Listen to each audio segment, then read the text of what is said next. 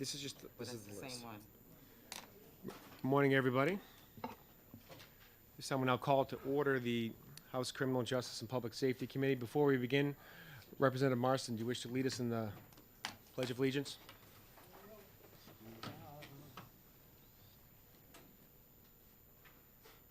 Pledge allegiance to the flag of the United States of America and to the republic for which it stands, one nation, under God, indivisible, with liberty and justice for all.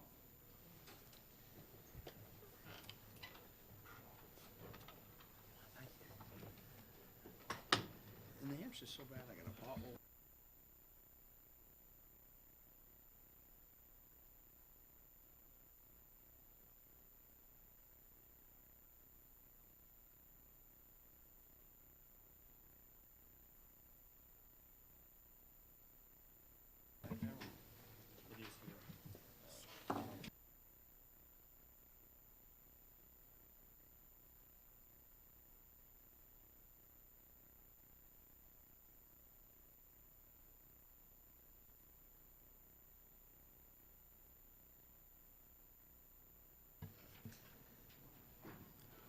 At this time, we will now open the executive session on House Bill 1072,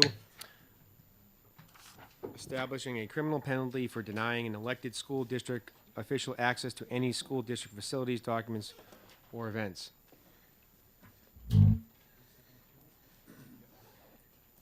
This time I recognize Representative Wallace to make a motion. I move out to pass and offer amendment 2022-0893H. Is there a second? Second. That motion has been seconded by Representative Roy. Representative Wallace, do you wish to speak to your motion? You should all have it. Do the members of the committee all have a copy of the amendment?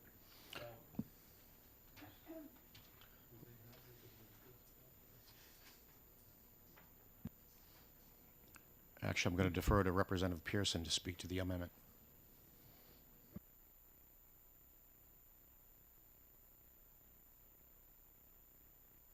Do all members have a copy of Amendment 0893H?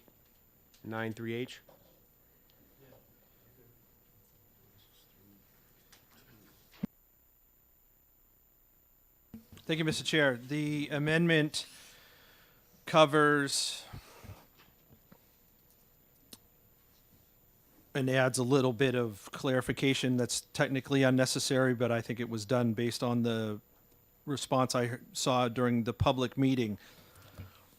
This bill addresses a concern that is growing throughout the state of New Hampshire, not only in Rockingham County, but throughout other parts of the state as well. Ross, do you need a copy? Yep. Unfortunately, we have situations where folks who are elected by the people into various positions are being ghosted due to purely political reasons. And this bill addresses that that's not okay. I want to be clear that some of the concerns that were raised during the public hearing, that folks would have access to things that they shouldn't have access to, is completely unfounded. This bill does not eliminate any other statute. It doesn't overwrite any other statute. So if something is currently prohibited under state or federal law, it remains prohibited. This doesn't change that in any way. So there's no concern that folks would have access to personal student records, IEP records, confidential faculty records. None of those are all protected by law as it is, and this bill does not change that in any way. But what it does do is it says if you're elected to a budget committee, you cannot have a superintendent deny you the budgetary documents you need to function. If you are elected to a school board, you cannot simply be kept from school property, from school events, because that's your job as an elected official. I'll point out specifically, in case those are asking, on line 17, the addressing of RSA 91A5, sections 3, 5, and 7. Those are law. They'll continue to be law. The whole section's law. but I added that just for clarification. I was asked why number 6 is not included. Number 6 addresses school preparedness in the event of an emergency, and I think school board members should absolutely be an integral part of that, and the law doesn't prevent them from being a part of it. And RSA, and this was in the original bill, RSA 189.13a, that is the listing of prohibitions to be a teacher. So if you're certainly not qualified to be a teacher in the sense of you've been convicted of certain things, then you are rightfully prohibited from being on school property. That would prevent say a registered sex offender from being elected to a school board and having access. And that is what the bill and the amendment does. Thank you, Mr. Chair. Does any members wish to speak to the amendment? Representative Bourne. Thank you, Mr. Chair. As much as I dislike this bill, this amendment is an improvement on it, and if the committee is determined to pass this bill, I want this amendment included. So I will support it. Thank you. Representative Sue Newman. Yes, my concern as a former school board member is that there's no time constraints on this. So if an elected school board official were to go into a high school and elementary school while classes are going on, I don't know what their intent would be to go into a class that's not, and make a visit that's not prearranged. I don't have any problem if it's prearranged with the teacher, the principal, to go in and observe a class, whatever, but just to go in, I think is disruptive given the amount of curriculum all the teachers have to cover. Thank you. Representative Conley. Thank you, Mr. Chairman. I don't know why this bill is before us. I don't know why I guess I know why the amendment's before us, because it fixes problems with the original bill. We have not heard a single reason why this needs to happen. We've heard some anecdotes from maybe one place. If there's personality disputes, solve them. We don't need to legislate what someone must do, and we don't typically do that anywhere in our statute that I'm aware of, and we certainly don't make it a crime. So unless someone has a compelling reason to do this, I'll be voting against the amendment in the bill. Representative Ray Newman. Yeah, like Representative Bourdonnais, I would probably vote for this amendment because it improves the bill, but I still object to the bill. And line 11, it just says, it says budget committee. Is that, I assume that means, because it says school district position after that, I assume that means the school budget committee, so we're talking about somebody that has to be on a school board, has to be on a budget committee. I guess that's the limitation that we tried to get here.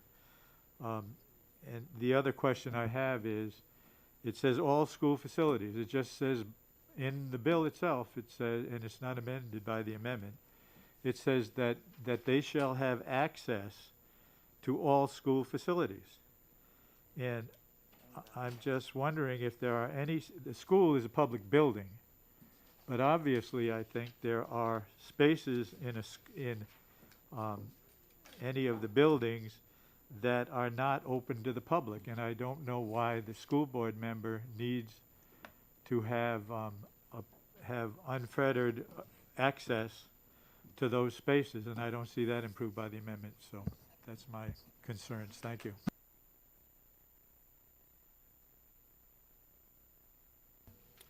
Representative. Thank you, Mr. Chair. I think I've had about 42 years in education. I was an assistant superintendent, deputy commissioner. This bill is far beyond what I would ever have imagined would be in place. I mean, the right to know laws cover much of what this is asking for. Our schools are under so many different areas since COVID. There are just a variety of different tensions that are occurring from fragments within our current society. To put a bill like this in on top of everything else, I just think is unconscionable. I definitely will be voting no on both of them. Thank you, sir. Representative Roy. Thank you, Mr. Chairman. As a current member of a municipal budget committee, I can see the need for this bill because, you know, when people are saying, well, it gives them access to all parts of the school. Well, the school is asking for money, and they're asking money for the taxpayers for certain things. And the school board and the budget committees are the representatives of the taxpayers. The taxpayers certainly can't go through the school and look at everything and see why it's necessary and not necessary. Those are judgment calls that they elect people to make. And to bar the people who are responsible for setting the taxes on people from seeing what their money is going towards is, in my mind, unconscionable. It's taxation without representation. They can't go in and see what their money is being spent on. It's secret, they're not allowed, it's a special place. We have these few elected officials that should be able to see why the school needs money, what it's for, and what's going on. So I will be supporting this bill. Representative Conley. Thank you, Mr. Chairman. I know we don't typically debate, and I'm not intending that, but something the representative just mentioned, this bill goes a lot further in the amendment than just making facilities open. It says essentially they can enter the school and do whatever they want in said building whenever they desire it. It's not limited to what the member just said. That kind of what he describes, I think we all agree would be reasonable in most circumstances, but those kind of limits are not included in the bill. Thank you. So the way the amendment's written, line 12, it says shall be, so basically it says any other elected school district position shall be denied access to any school facility, documents, or school activities by the superintendent. That's not saying that a member of the budget committee or the school board can just have universal access to public schools at any time in the middle of the night. That's not what it says. It's that they can't be denied access. So if a school had a rule that you need to sign in and to schedule a time, I don't believe that would be a violation of the bill as written before us right now. It's if that there is no exception and they just simply deny the person access altogether. And I don't understand why it's unreasonable if a school is, you know, advocating for, you know, a new gym facility or whatnot, the members of the budget committee would want to see the existing facility. To be denied access, I'm curious why people are opposed to allowing access to information so people can make informed decisions. I haven't heard any reason why they shouldn't be allowed access to this. May I respond? And the fact that I hear that it's not happening, I know in my district it's not happening, but I hear it's happening in other districts, and members of this committee, it's happened in their districts. So I'm curious why we would not want to allow access to the facility. Mr. Chairman, if I might respond, that limitation that everyone seems to think exists doesn't exist. It says shall not, or shall, no elected member of school board, budget committee, etc., shall be denied access to any school facilities. It doesn't stipulate any kind of limits, as we heard from the member from Nashua. There's not any kind of limit that I think would be reasonable. It's that those 3 to 4 words are the problem with this bill and this amendment. So you believe that if someone a member of the budget committee tried to access the public school at 3 o'clock in the morning, that that would be a violation of this law? As written, I think one can make that argument. And again, we haven't heard from a single member of the public or any budget committee member who has said, I tried to get these documents, I tried to get into this facility, and I was denied. We heard one single anecdote, and I'm not sure why we're legislating around that. Representative Pearson? Thank you, sir. A couple things based on what I've heard. We use the term spaces not open to the public recently here. Elected school board members and school budget committee members, they're not public. They're elected officials. And they're elected officials that are over and above a superintendent. I think that's where part of the problem here is that we've turned superintendents into kings of their domain, when in fact they report, they are subservient to the school board. And that's where we're having problems here. The second thing, under the right to know law, an elected school official should never, ever have to file a 91A request to get documents to do their jobs. Ever. And the idea that that would be a remedy and a concept that would be used for these people to have to perform their elected duty is just frankly why this is being written. Because we're having, you mentioned reasonable. Okay, reasonable, sure, there's a lot of things that people would think would be reasonable, but that's not what's occurring. And if you want examples, we have a budget committee member in the North Country that reached out to me that was told, shut up and write the checks. You don't get to see any of the documents to verify. In my county, Rockingham County alone, we had a superintendent bar a school board member from school property because he questioned something in a budget. This is occurring, it's happening, it's politically motivated, and again, we've turned this on our heads. This wasn't done in the dark. This was done with the Commissioner of Education and vetted by their attorneys.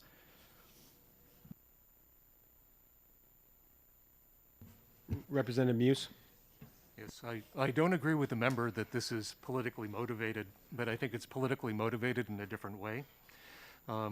This continues a pattern that we've seen throughout this legislature and throughout this legislative session of making school officials and making administrators adversaries. Traditionally in New Hampshire, elected school officials and school administrators have been partners in the same cause. That's the way it's worked here for years. Now we're starting to see laws like this, and we're talking about who's subservient to who. I think we need to kind of get a grip on reality and get a grip on the kind of situation that we want to have going forward. And as Representative Conley said, there are serious problems with this amendment. There are serious problems with this bill.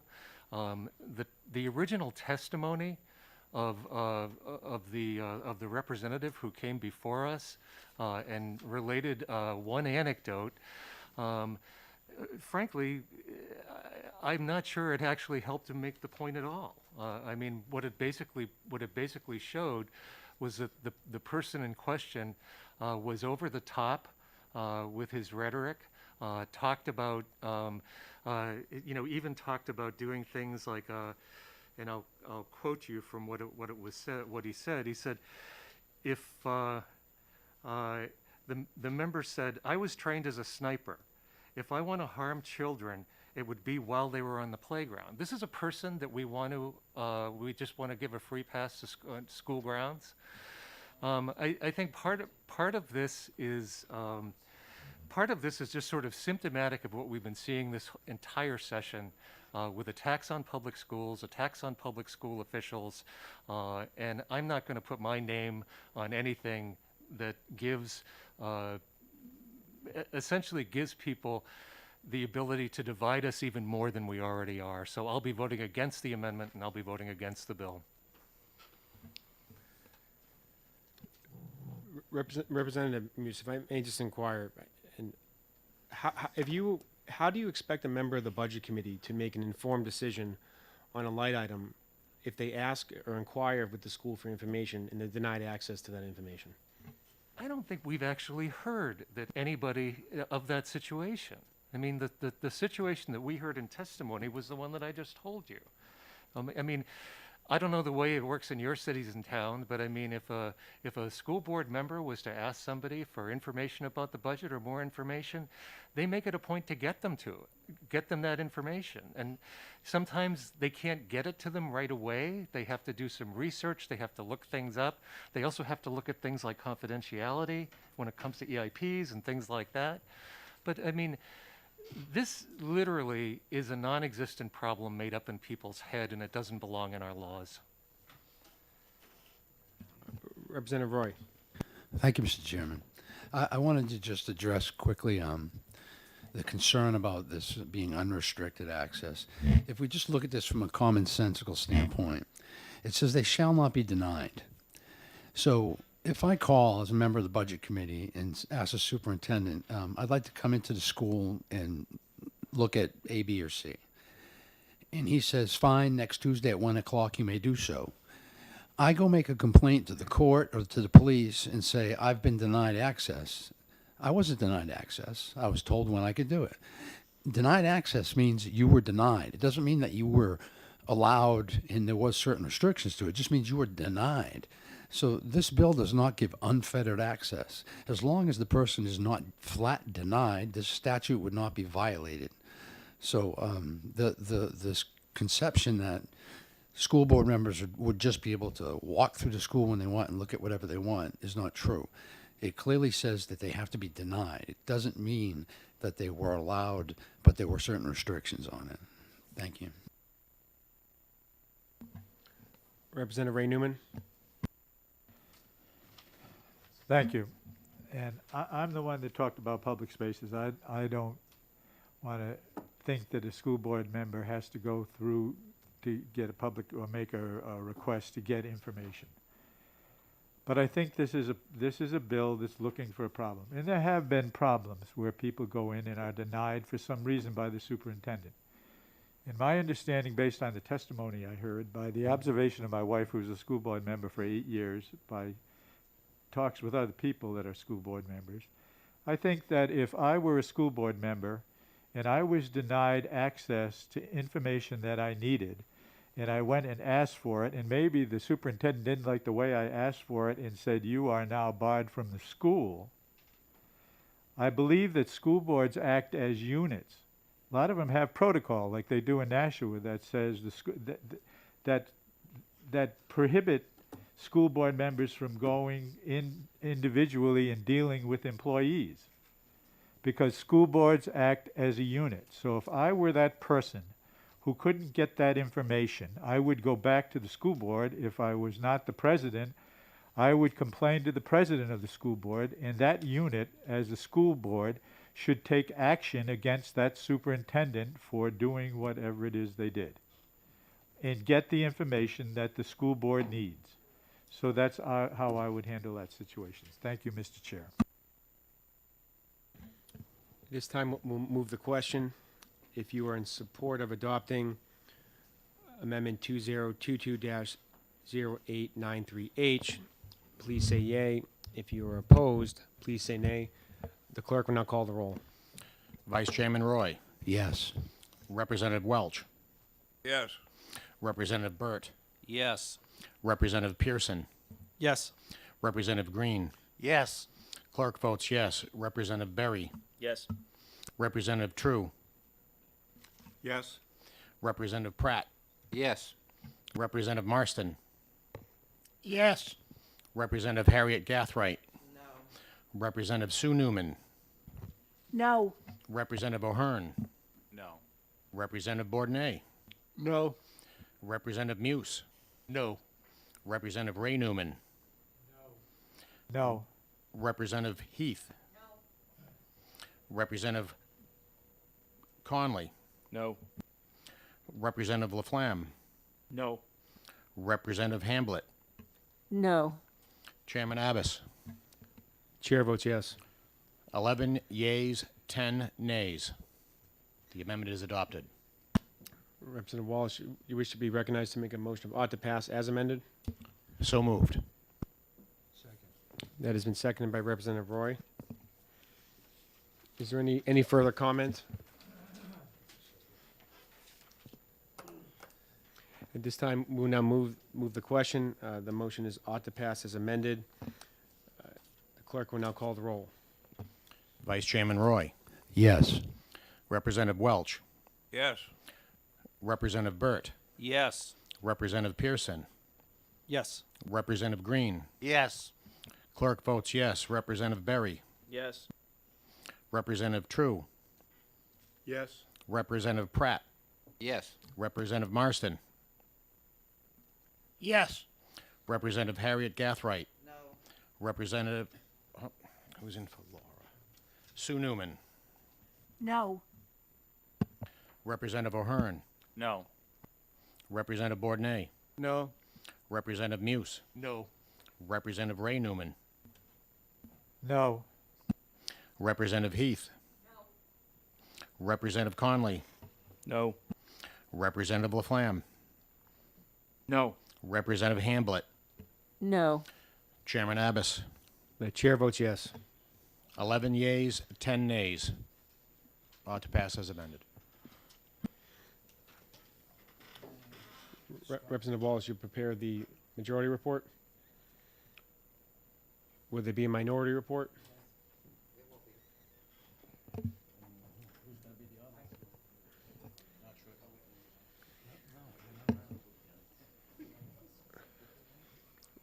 Representative Ray Newman will be doing the minority report.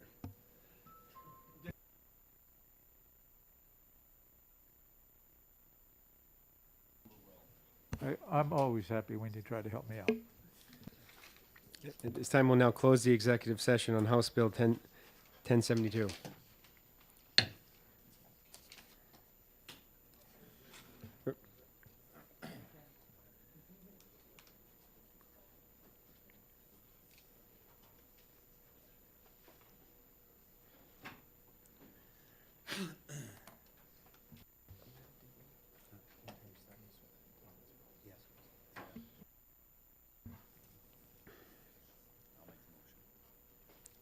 At this time, we'll now open the executive session on House Bill 1348 that's relative to the legalization of a certain amount of cannabis.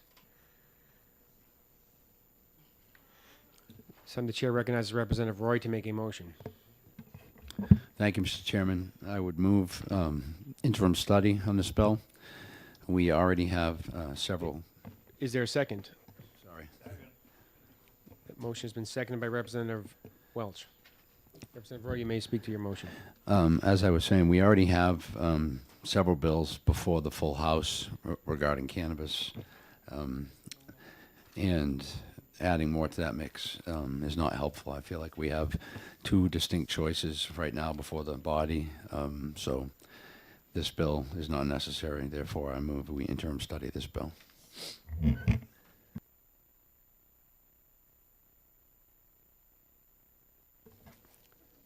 At this time, we'll now move the question. If you're in support of the motion of interim study of House Bill 1348, please say yay. If you are opposed, please say nay. The clerk will now call the roll. Vice Chairman Roy. Yes. Representative Welch. Yes. Representative Burt. Yes. Representative Pearson. Yes. Representative Green. Yes. Clerk votes yes. Representative Berry. Yes. Representative True. Yes. Representative Pratt. Yes. Representative Marston. Yes. Representative Harriet Gathright. No. Representative Sue Newman. No. Representative O'Hearn. Yes. Representative Bourdonnais. Yes. Representative Muse. No. Representative Ray Newman. Yes. Representative Heath. Yes. Representative Conley. Yes. Representative Laflamme. Yes. Representative Hamblett. No. Chairman Abbas. The chair votes yes. 17 yeas, 4 nays.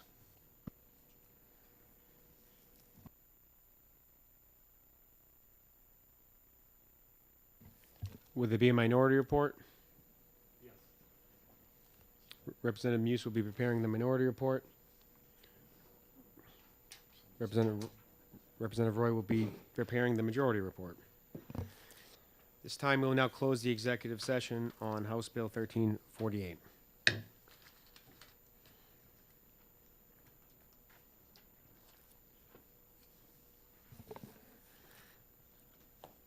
At this time, we'll now open the executive session on House Bill 1306 relative to personal possession of marijuana. Representative Roy, you wish to be recognized? I do. I would like to make a motion of interim study. Is there a second? Second. The motion has been seconded by Representative Welch. Representative Roy, you wish to speak to your motion? I do. I would reiterate what I said in my previous statement, that this committee has passed several cannabis bills on to the full House for consideration by the body. We have one allowing unfettered access to marijuana, and another one that would set up a system of sales controlled by the state for the body to consider. Having those two pieces of legislation currently before the body, this would be unnecessary, and therefore I move that we interim study it. Representative Conley. Thank you. Quickly, this also, regardless of how one feels about legalization and the other bills that have moved before this committee, this one would allow 18-year-olds to possess and use this substance, which is not aligned with other bills which have set it at 21. So that's, I think, a problem on its own. Well said. The biggest problem with this committee, we had, I want to say 9 cannabis bills. They conflict, and a lot of them are amending or changing the same RSA. So even if you support a recreational policy, these all can't go over the finish line because one would supersede the next. So there is something to say about picking one. We've apparently picked 2, but picking a third, I don't see. We're just passing it to pass it and trying to make a point. But I think we put out 2 different policies, and maybe we see what the fate of those policies are. Representative Newman. I just have a parliamentary inquiry. You're so recognized.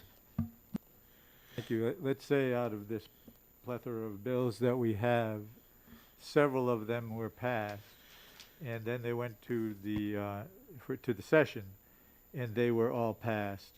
What would be the result of that situation? Depending on which bill, some of them are second committee bills, so some of those would be assigned to another committee. The ones who are not would advance to the other body, the one that we are not allowed to say the name of. I'm in support of changing the House rule so we can just say their name, but that's just me. Anyway, if they were all pass in the other body without it being amended, so they wouldn't come back to the House, they would then move on to the corner office for potential signature, which it could be a red signature, blue signature, or not signed at all. But if 2 or 3 of them were to become law, the last one to become law would supersede the 2 ones that would have become law before it. Thank you. This time we'll now move the question. If you're in support of the motion of interim study, please say yay. If you are opposed, please say nay. The clerk will now call the roll.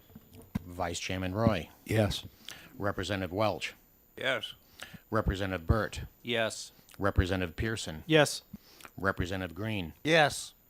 Clerk votes yes. Representative Berry. Yes. Representative True. Yay. Representative Pratt. Yes. Representative Marston. Yay. Representative Harriet Gathright. No. Representative Sue Newman. No. Representative O'Hearn. Yes. Representative Bourdonnais. Yes. Representative Muse. Yes. Representative Ray Newman. Yes. Representative Heath. Yes. Representative Conley. Yes. Representative Laflamme. Yes. Representative Hamblett. No. Chairman Abbas. The chair votes yes. 18 yeas, 3 nays.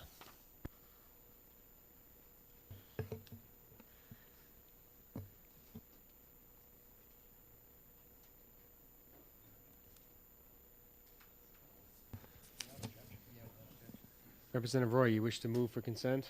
I do. Any objection? There's an objection by Representative Harry Gathright.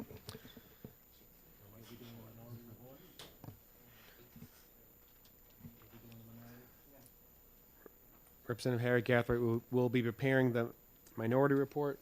Representative Roy, the majority. This time we'll now close the executive session on House Bill 1306.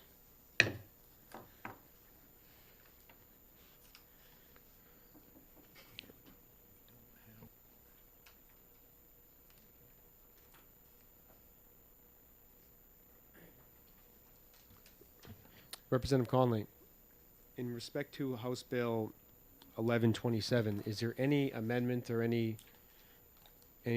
being done with that? Mr. Chairman, that's been a vexing endeavor, I think, for multiple members of this committee of how to get this to a place that I think we all want to be. There is a prohibition in the House of turning a bill into a resolution, which has been described by OLS and the clerk as probably what we want to do, but we can't do it.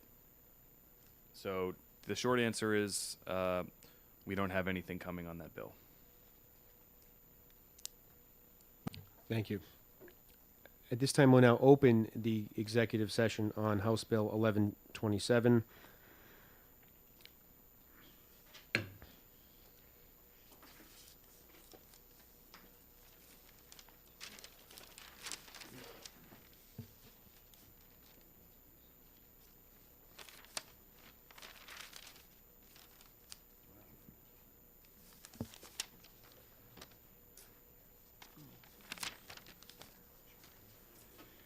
This time, the chair recognizes Representative Roy. I would like to make a motion of inexpedient to legislate. That motion was seconded by Representative Wallace. Let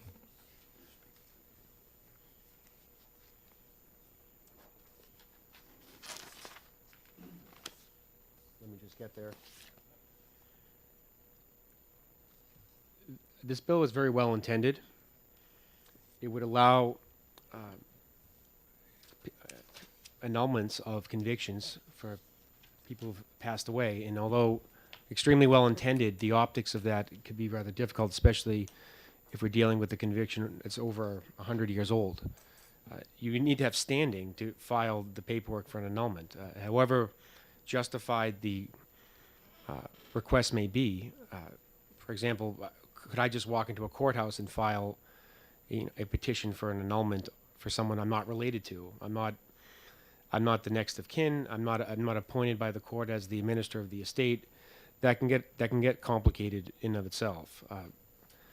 I think what we wanted to do here is that it involves what I think we, based on the committee's discussion, appeared to be an unjust conviction for someone that was involved, convicted of witchcraft.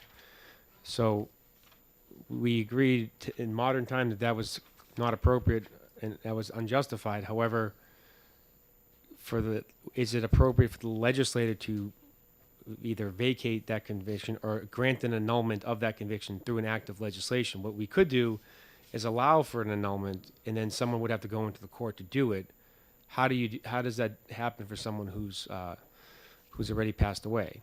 If the person wants to go in right now, if you have a conviction, we passed annulment bills last term relating to possession of cannabis under 3/4 of an ounce or less.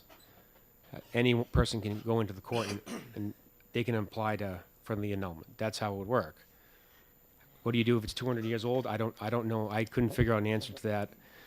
We tried in good faith to at least amend this to a proclamation, and unfortunately the rules do not permit us to do that. So we're saying it here right now, and that's the best we can. That's the best we can do. And thanks for no one making a point of order for me doing that. Representative Roy. I would agree with the chair, and I would also point out that the governor has the plenary power to grant pardons posthumously, if so necessary. So if there were a case to be made to have someone have their conviction pardoned or reversed or annulled, the governor does have that power. The legislature, and that's exclusive to the executive for a reason. So I don't think it's appropriate for the legislature to be reaching in and interfering in previous judicial rulings where that power in the Constitution was specifically allocated to the chief executive. Thank you. And just to clarify, what the bill did, it identified a specific individual whose conviction would be annulled. Which that was the other problem, is that it's one thing to have a blanket annulment, a policy for anyone convicted of said offense, but to identify an individual by name, we weren't clear that was something within the authority of the legislator. Representative Bourdain? Thank you, Mr. Chair. Though it is clear that this bill has some issues, but we just heard two other bills that we put on interim study, and I think that that would probably be a more appropriate motion for this bill. Because putting it as a inexpedient to the legislate basically says that we don't value there is anything important in this bill at all. So I will have to vote against the ITL and prefer another motion come forward. Thank you.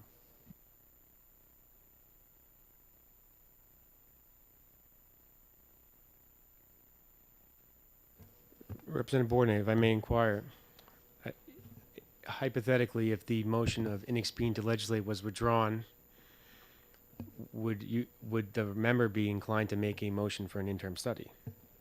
I would. Representative Roy? I agree with Representative Bourdonnais that the topic itself is a worthy topic for discussion, and so I will withdraw my bill in consideration of a pending motion for interim study. Is the second withdrawn as well? Yes. Representative Bourdonnais, you wish to be recognized to make a motion of interim study? Yes, Mr. Chair, I do make a motion to interim study Bill 1127. Is there a second? It's been seconded by Representative Harry Gathright. Representative Muse.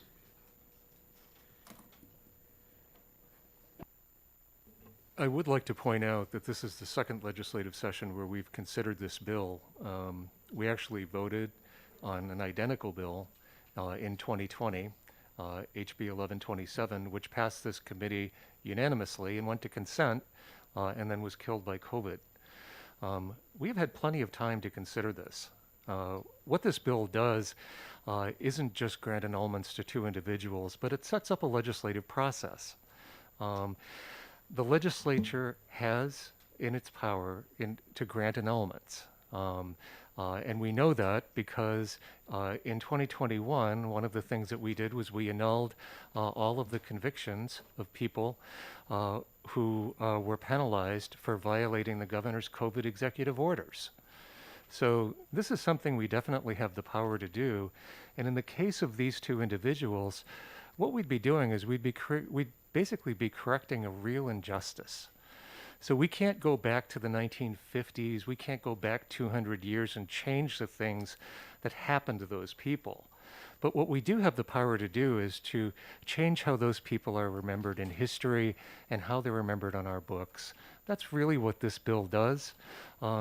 It also establishes a process that can be used if there are other people that this legislation might apply to. And my guess is, as with these two cases, it would be applied extremely rarely. It's not easy to get a bill through to do something like this.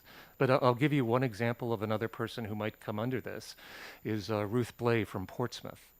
Ruth Blay either miscarried a child or delivered a child who was stillborn. She didn't report it to the authorities. At the time, that was a capital crime. And she was actually hung in South Street Cemetery, about a half a mile from where I live right now. So, I mean, we have things like this that are scattered throughout our history.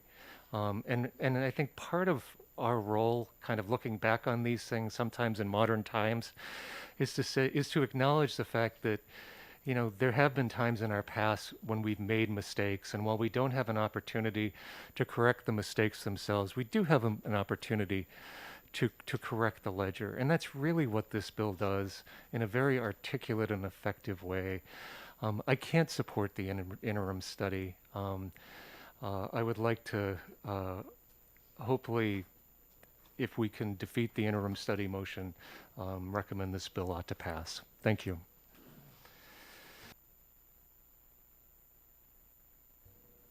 Representative Ray Newman. I am now very confused about the authority of the legislature to grant annulments.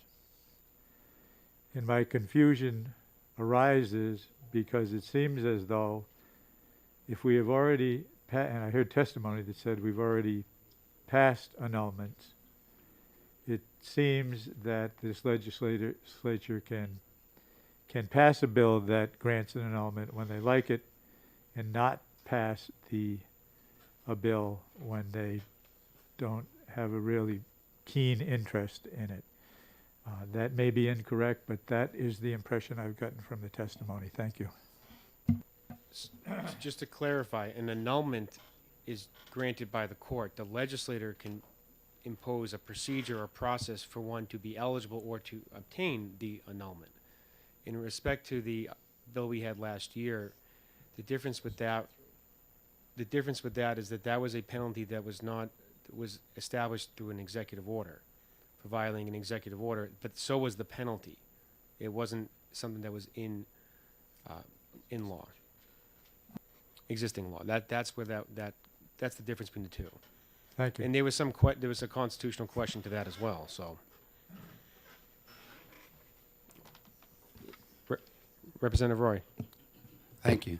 I would just like to address the issue of correcting the ledger, as was stated. I think that it's not necessarily the job of the legislature to go back and rewrite history. I think there's value in knowing the wrongs that were done and seeing them and letting them stand as an example to future generations to see and learn from. Someone convicted of witchcraft or someone who was hung for something, as the member stated, while at the time and currently that's wrong and horrific, we can learn from that. And by going back and erasing our mistakes, I feel like it's doing a disservice to the children of the future. I believe that history is what it is, good, bad, ugly, and we should learn from it, not try to erase it and change it. Thank you. Representative Bourdonnais. Thank you, Mr. Chairman. I was one of the people that voted ought to pass in the last term for this type of bill. But I have found every time that I come here, have a bill that is heard before the public, sometimes information comes forward that makes you change your mind on what you had initially thought was the right thing to do. And in the testimony on this bill, we heard there were issues with what we were trying to do. And I think that it's time for us to forget about what we did in the past, because we have new information, and put this as interim study. Thank you. At this time, we'll now move the question. If you are in support of the motion of interim study, please say yay. If you are opposed, please say nay. The clerk will now call the roll. Vice Chairman Roy. Yes. Representative Welch. Yes. Representative Burt. Yes. Representative Pearson. Yes. Representative Green. No. Clerk votes yes. Representative Berry. Yes. Representative True. Yes. Representative Pratt. Yes. Representative Marston. No. Representative Harriet Gathright. Yes. Representative Sue Newman. No. Representative O'Hearn. Yes. Representative Bourdonnais. Yes. Representative Muse. No. Representative Ray Newman. No. Representative Heath. Yes. Representative Conley. Yes. Representative Laflamme. Yes. Representative Hamblett. Yes. Chairman Abbas. The chair votes yes. 16 yeas, 5 nays. Representative Green, will there be a minority report? No. Representative Muse, you prepare a minority report? Representative Bourdonnais, you prepare the majority report?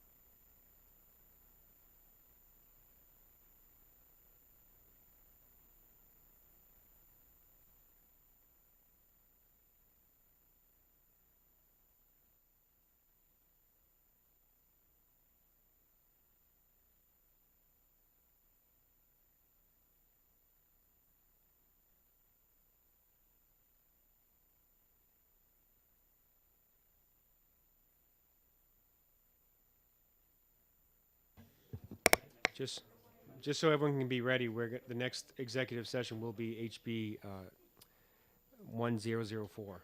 We're just passing out the amendment, and I'll give everyone a minute or two to review it before we open the session.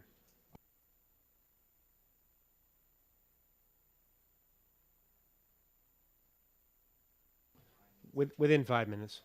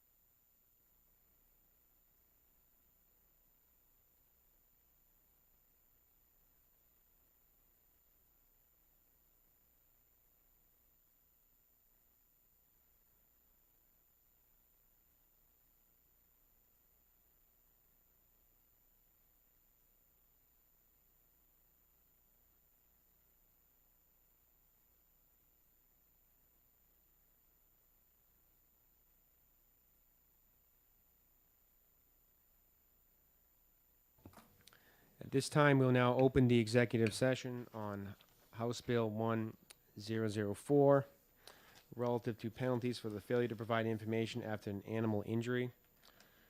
At this time, the chair recognizes Representative Roy. Thank you, Mr. Chairman. I would like to make a motion of ought to pass as amended and offer amendment number 2022-0362H. Is there a second? Is seconded by Representative Welch.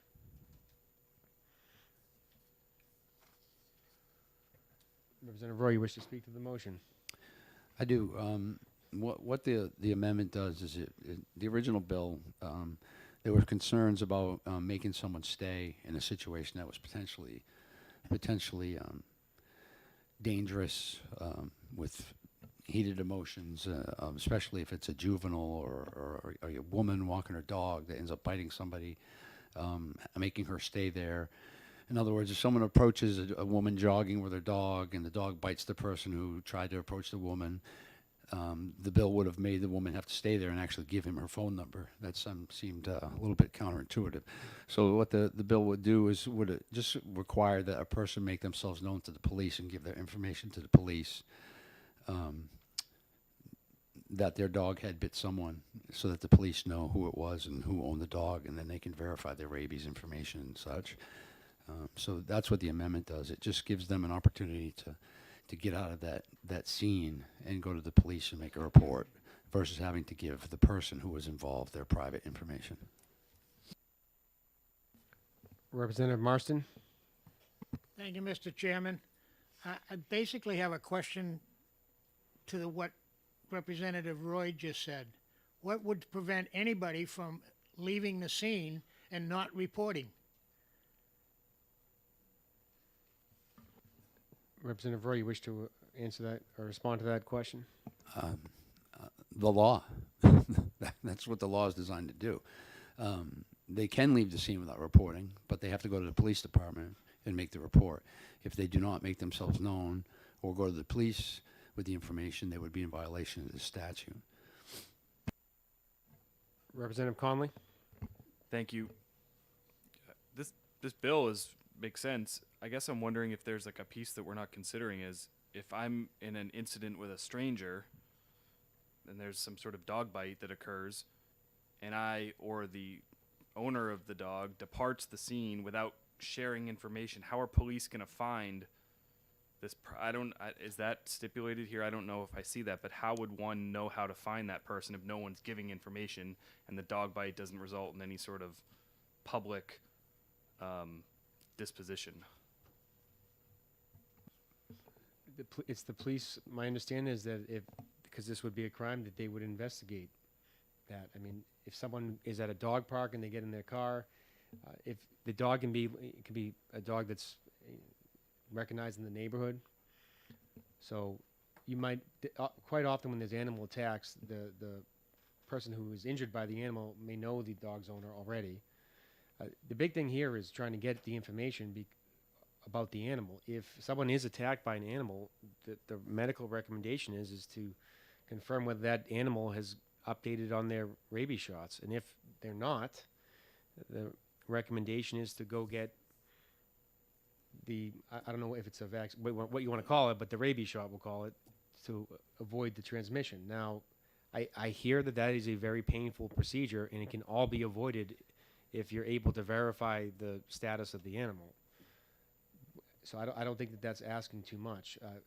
In addition to saving the medical expense of having to go to the emergency room for a painful procedure, I don't think that's asking much. People are responsible for what their animals do, for better or for worse. So I think this is a good policy. It's not limited to just dogs. It doesn't apply whether the dog's on the leash, off the leash. It really offers protection to the person on the receiving end, and I think that this is a good policy. Representative Roy? I just wanted to make a point that it's the same kind of thing with leaving the scene of an accident. I mean, if you get in an accident and you get in your car and take off, how would the police, if they didn't get the plate? No. Well, I guess that's their job. They got to investigate and figure it out. So it's really, in my mind, it's the same situation of leaving the scene of an accident, leaving the scene of a dog bite. I mean, if your dog bites somebody and you take off and don't make your name known to the police or to the person who was bitten, you'd be guilty of this violation. Thank you. Representative Burt? Thank you, Mr. Chairman. I'm going to vote against this, and the reason is because the dog groups do not support this. And they listed all the issues that could come from this. And also, if you could, if somebody could answer the question, even though I'm voting against it, I was just looking here. I don't see a time frame. So let's say somebody's dog bites somebody. Is there a time frame where they have to tell the police, or can they come in 6 months and tell the police? I just don't see a time frame. Thank you. The amendment as proposed on line 13 says they must report to the police immediately. So, Representative Muse, you're recognized. One of the things I wanted to say is I'm sympathetic with the intent of this bill. I'm a dog owner, and a lot of times in the woods you run into people who just simply don't have their dogs under control. So I mean, this is not an uncommon issue. But where I'm a little stuck with this bill is whether it's actually doing anything that improves on the current situation. So in a situation like that, like this currently, the vast majority of dog owners are going to stop. If there's injury or damage to property, they will exchange information. What I'm not sure of is exactly how this actually gets us to a point where we have police intervening successfully in more reportable interactions. So a big missing thing is where, other than the fear of a violation, I'm not sure what incentive there is for somebody who has a dog that attacks somebody else or that damages property to kind of proactively turn themselves into the police. I know we spent a long time last week debating the purple paint bill, and enforceability was one of the main reasons why the committee as a whole turned thumbs down on that one. And I just don't see how this is really enforceable, and number one, and also how it actually measurably improves the current situation over what we have now. So I'm a little stuck when it comes to the need for it. Under existing law today, and I know Representative Muse, you would never do this, but if your dog bit me and I didn't know who you were, you're under no legal obligation to share your information about yourself or the dog for that matter. And that actually did occur, and that was the inspiration for at least the underlying bill. I believe the amendment, whether you support the underlying bill or even the amendment, I believe is a better version of what it is an improvement. So I would encourage supporting the amendment, but the idea is of having a penalty is to deter the behavior. And that's, if there is no penalty for it, we have felonies, we have misdemeanors, we have fines or violations. The idea is to deter conduct. And there's only so much we can do, but in some situations, I believe people will comply with the law, knowing that it's a law, especially in that situation that happened in Ware. From what I understand, the police were present, but they still could not get that person to identify themselves because there was no law. So in that place, in that situation, enforceability, well, if there was a misdemeanor offense, I don't want to speak for what the police would have done, but I can imagine they would have at least mentioned this to that person and gave them the option to perhaps reconsider their conduct. So there are going to be situations where someone gets away with an offense? Unfortunately, that happens with a lot of offenses, including perhaps this one as well. So I didn't say I was unsympathetic to the goal of the bill. I'm very sympathetic to the goal of the bill. My issue is just on the process itself. I'm just not sure that this is, and I think I'm agreeing with Representative Burt. There were a lot of issues that were pointed out that weren't.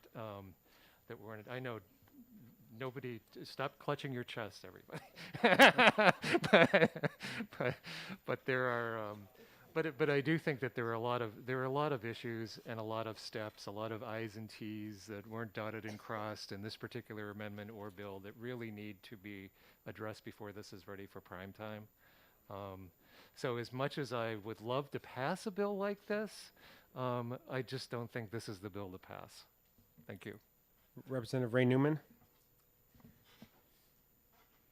I've read the sentence that I think begins on line 10 and goes on for several times, and I'm having a hard time trying to figure out what that requires certain people to do and report to the police. It just, to me, the amendment may be better, but I may vote for the amendment, but I think I'm going to agree with Representative Muse and Burt and vote against this bill.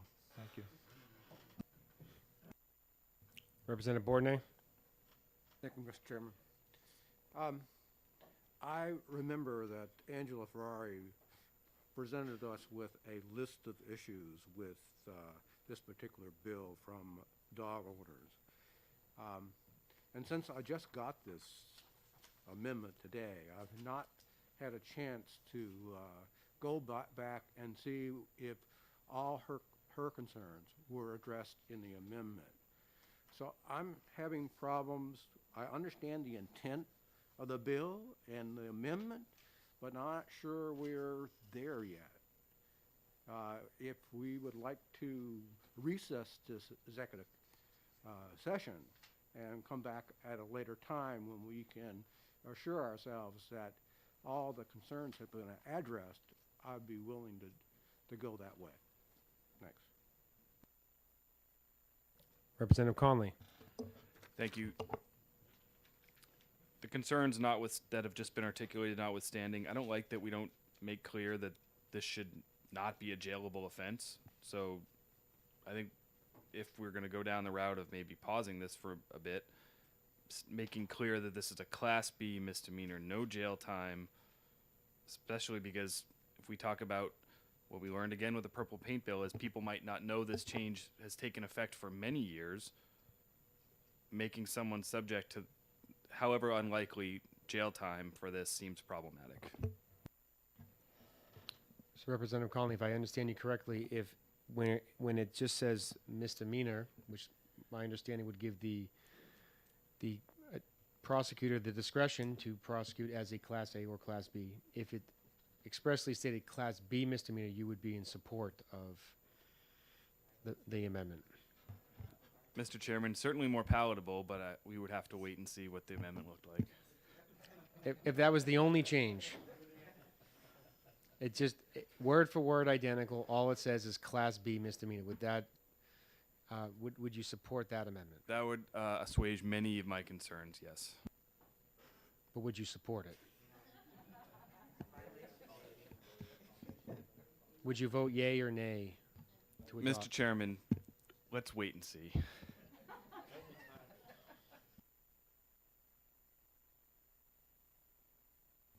Representative True. Thank you, Mr. Chair. From my notes, when we heard testimony on this, this is a bill that came about because of a singular incident. And I think we have problems when we try to address a singular incident with legislation. On my notes, the police were called in this particular situation, and the information was gathered and exchanged. I guess that's the way it should be handled. If people have a problem with some dog viciously attacking them or their property, then you call the police. I don't see any value to passing this as legislation. Thank you, Mr. Chair.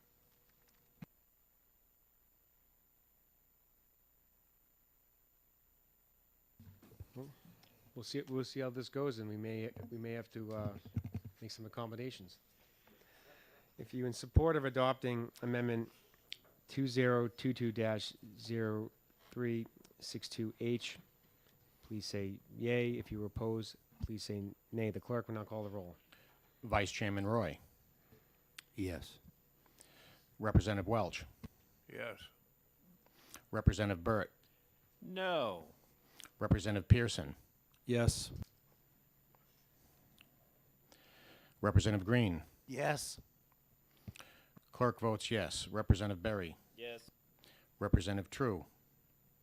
Nay. Representative Pratt. Yes. Representative Marston. No.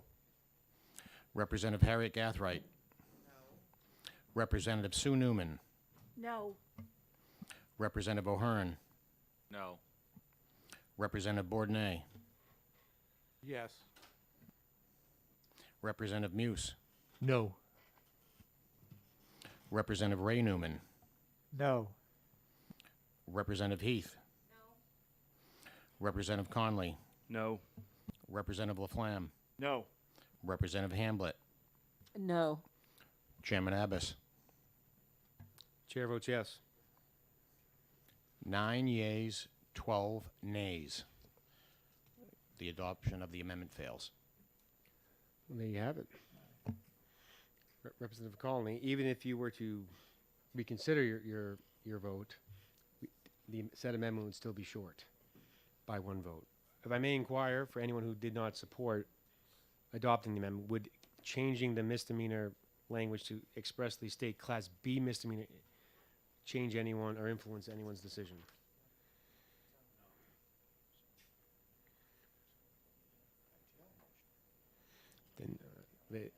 there you have it. Do you wish to withdraw your motion about the pass? Well, but it's still a not to pass motion that is as a. Would you wish to withdraw the ought to pass?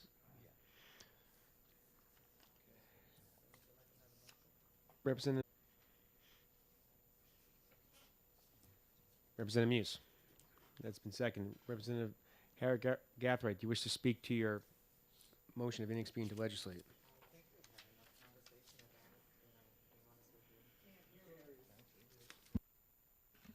I apologize. I think we've had enough conversation about that bill. It's a bad bill. Needs a lot of work.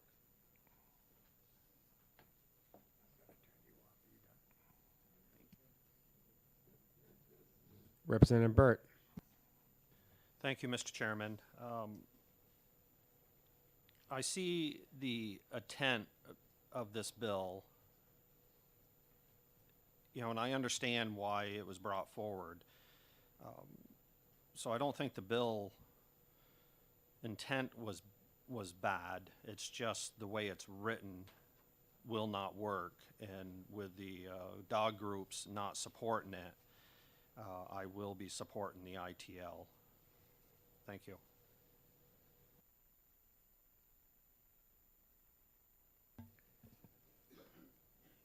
At this time, we will now move the question. If you are in support of the motion of inexpedient to legislate, please say yea. If you are opposed, please say nay. The clerk will now call the roll. Vice Chairman Roy. No. Representative Welch. Yes. Representative Burt. Yes. Representative Pearson. No. Representative Green. No. Clerk votes yes. Representative Berry. No. Representative True. Yay. Representative Pratt. No. Representative Marston. Yay. Representative Harriet Gathright. Representative Sue Newman. Yes. Representative O'Hearn. Yes. Representative Bourdonnais. Yes. Representative Muse. Yes. Representative Ray Newman. Yes. Representative Heath. Yes. Representative Conley. Yes. Representative Laflamme. Yes. Representative Hamblett. Yes. Chairman Abbas. The chair votes no. With 15 yeas, 5 nays, it's ITL.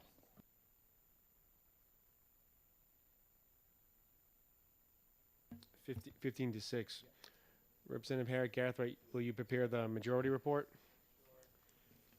Will there be a minority report?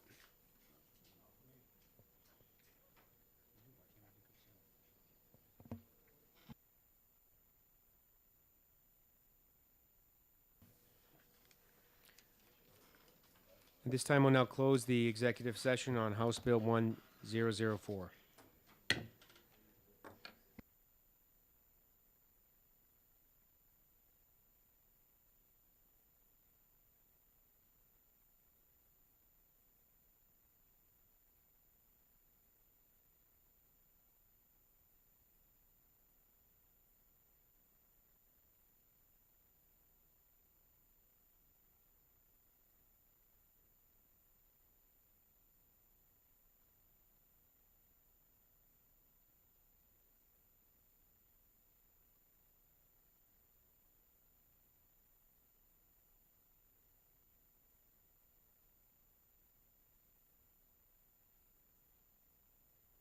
Just for a point of clarification, HB 1539 was noticed for executive session today. I'm fairly confident that I probably advised the committee assistant to help schedule that. However, we already exec that bill. So, HB 1539. Okay. We did that back in January. So I apologize to the public for that confusion, but I'm going to simply open the executive session, then reclose it. just as a sake of procedural. Representative Bordnay, you're recognized. Thank you. I agree that we have executive this bill.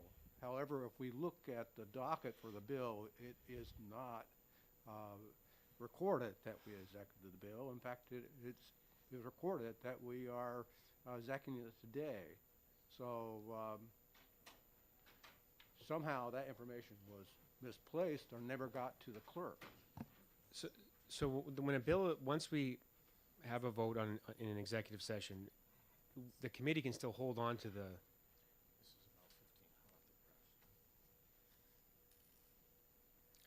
Bear with me one moment. Certainly.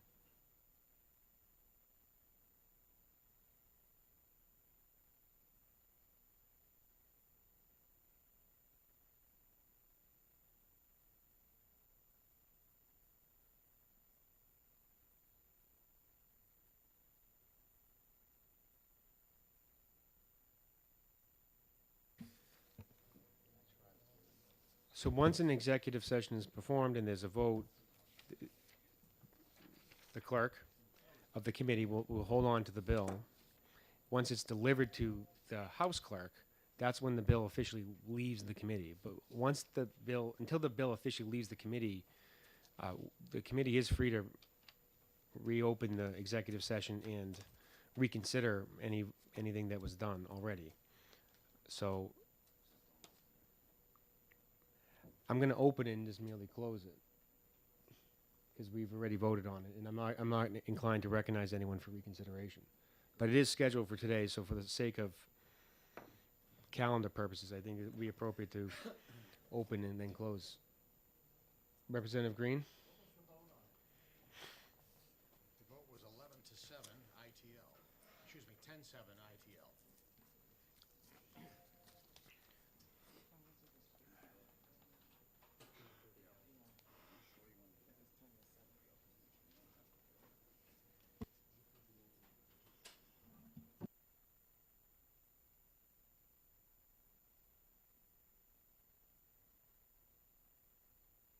Representative Harry Gathright.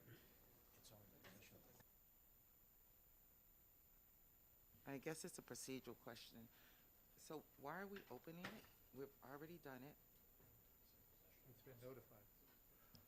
I'll be honest, I'm going to open the executive session for about 2 seconds and then close it. I just want to, it is noticed for a hearing today, so I feel it's appropriate to just open, then close it so it's not kind of hanging in the wind.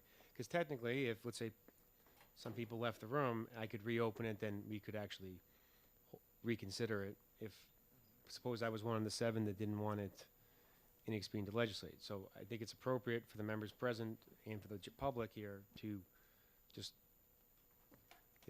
clean up the notice here and cancel each one out one by one. So that's, I'm not sure I'm required to do that, but I think it's it's just for transparency purposes, let's just do it. Representative Newman?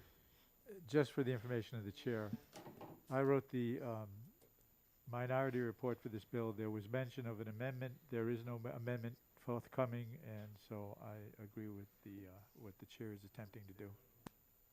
So at this time, we will now open the executive session on House Bill 1539 relative to the removal of certain information from the New Hampshire State Police website.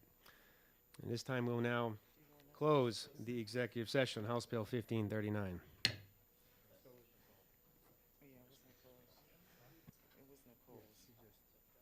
way I describe it, it has been overcome by events. This was, And we need to shut your mic off. Question for the chair. Representative Marston, you're recognized. Thank you. Why was the bill 1539 held by the, I'm assuming, the secretary in the office? Was it an oversight or was it for a particular purpose? It wasn't I'm- held. I'm going to be honest, I didn't inquire. I'm pretty sure I gave a list of everything to notice and perhaps through my own oversight, try not to throw myself under the bus any more than I already did. No Thank you. problem, you're forgiven. Thank you. At this time, we'll now open the executive session on House Bill 1215 relative to the definition of residual amount in the Controlled Drug Act.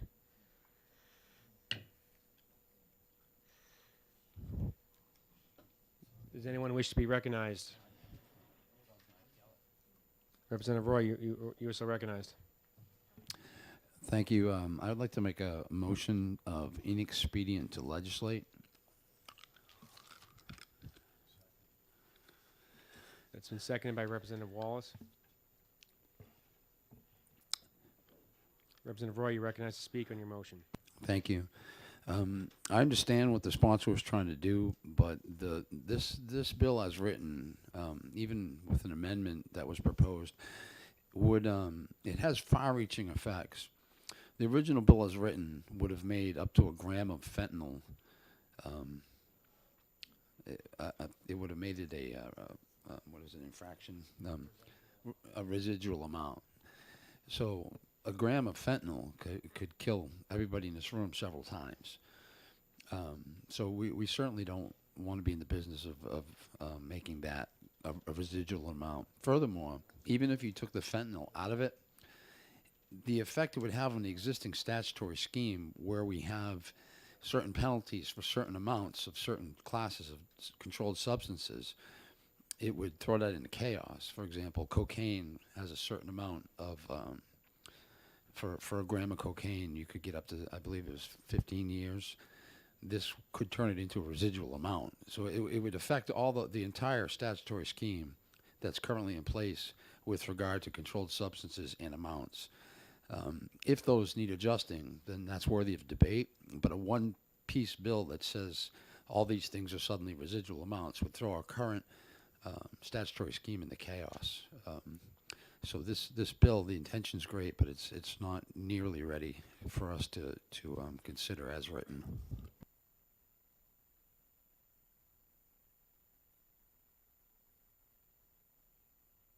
Representative Conley?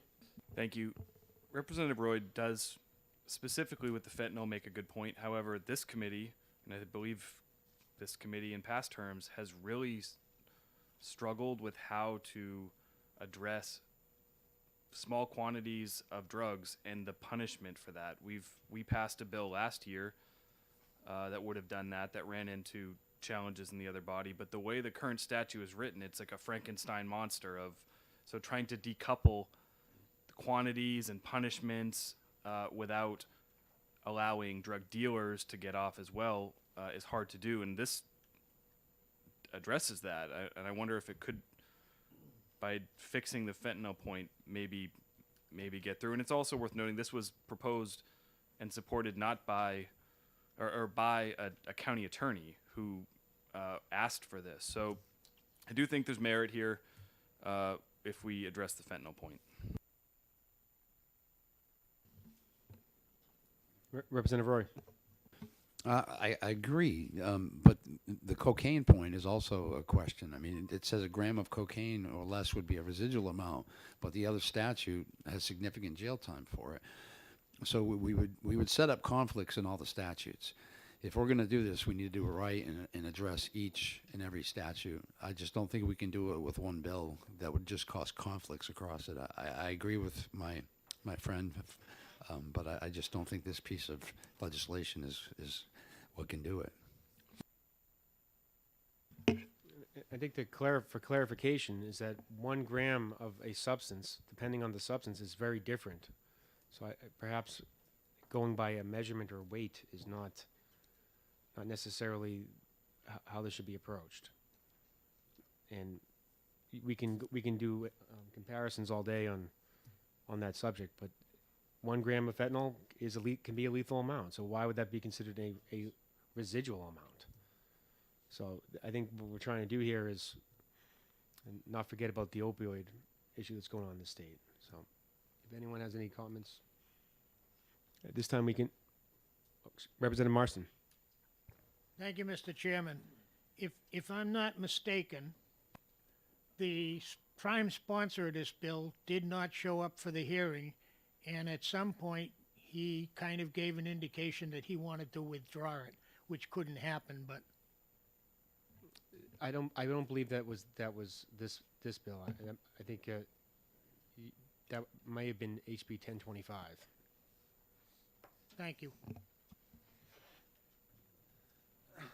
At this time, we can now move the question. If you are in support of the motion of the next being to legislate House Bill 1215, please say yea. If you are opposed, please say nay. The clerk will now call the roll. Vice Chairman Roy, Yes.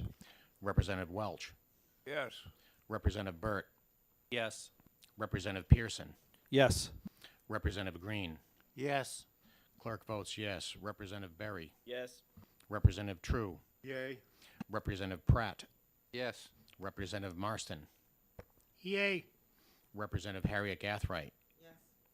Representative Sue Newman, Yes. Representative O'Hearn, Yes. Representative Bourdonnais, Yes. Representative Muse, Yes. Representative Ray Newman, Representative Heath, Representative Conley, Yes. Representative Laflamme, Yes. Representative Hamblett, Yes. and Chairman Abbas. The chair votes yes. Yay, 21 yays. Consent? So moved. Minority report? Sorry. A little clerk here.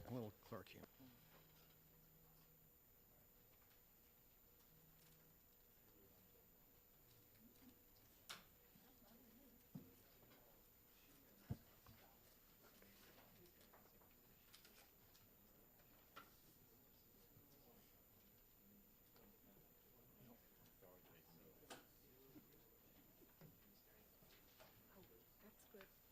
Thank you.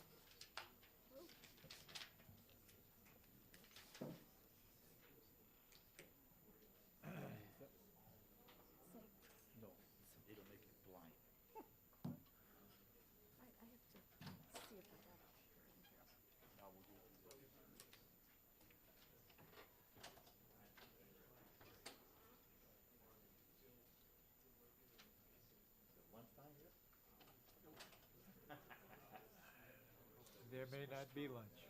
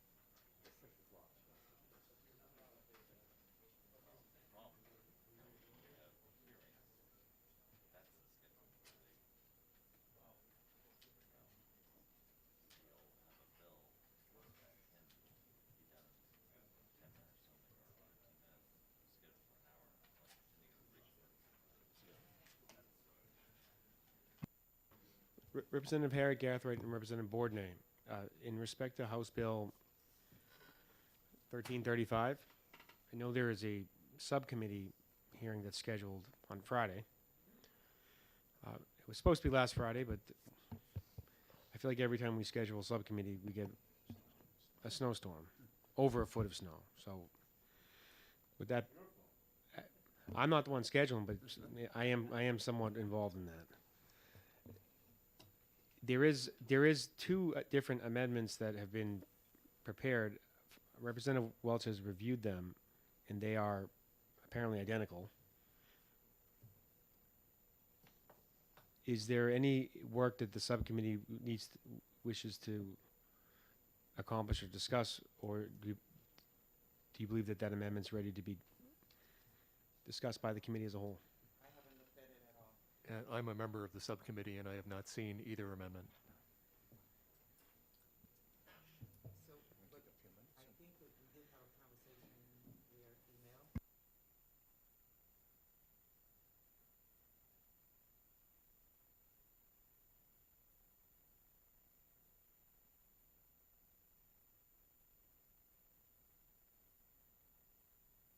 So what we'll do is we'll make sure everyone on that subcommittee has a copy of the amendment. Right? The whole all the members will have a copy. Maybe review it when we break for lunch and see if perhaps you may reconsider that.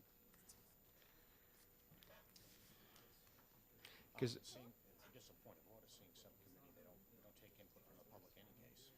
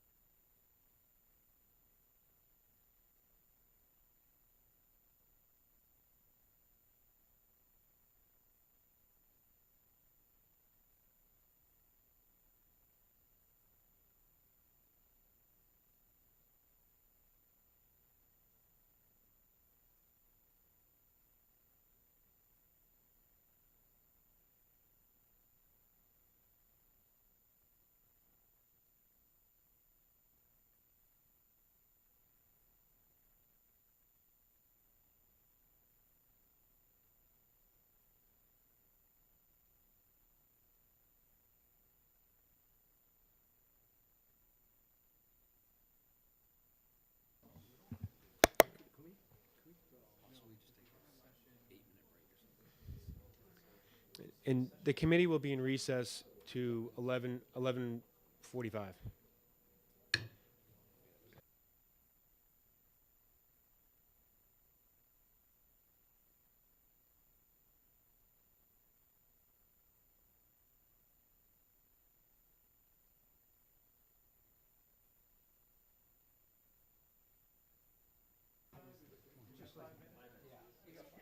Give or take, it's about 5 minutes.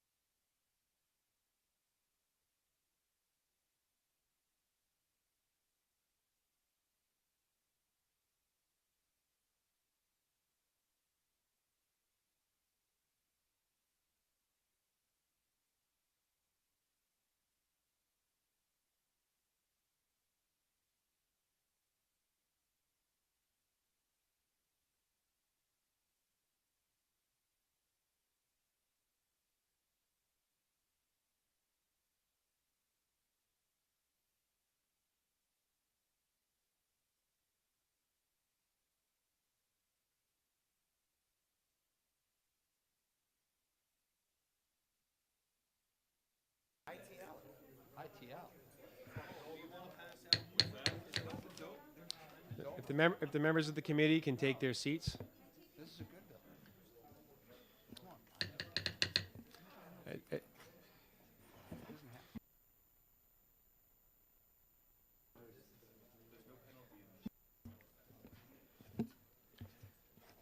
At this time, we will now open the executive session on House Bill 1266.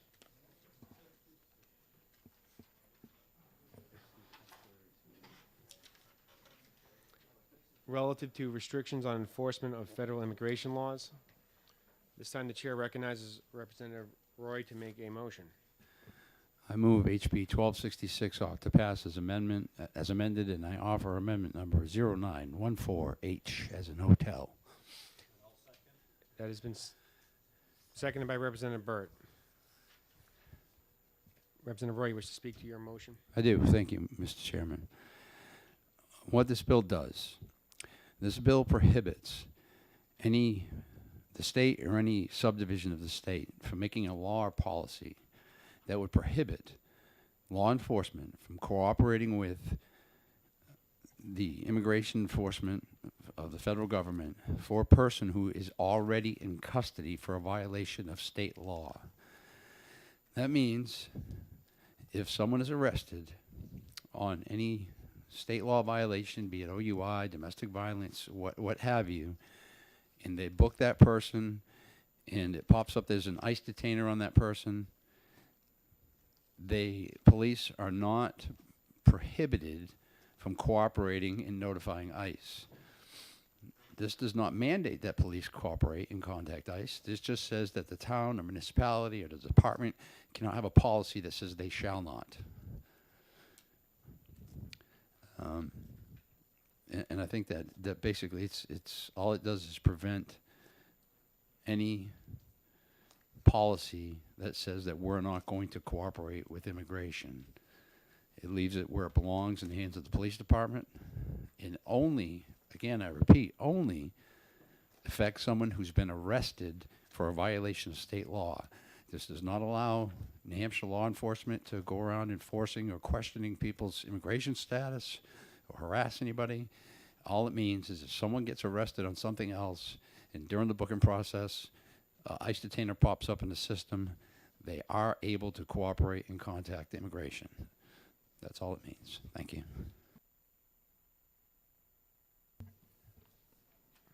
Representative Bordnay. Thank you, Mr. Chairman. Comparing this amendment to the original bill, it changes the flavor almost completely. But I have to wonder, what is the need for this bill with this amendment?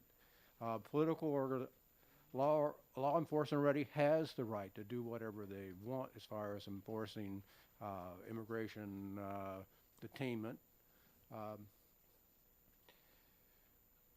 Now, if, for example, county officials did not want the sheriff's department to enforce our detainment of people because they felt that it would affect the ability of law enforcement to enter areas that were basically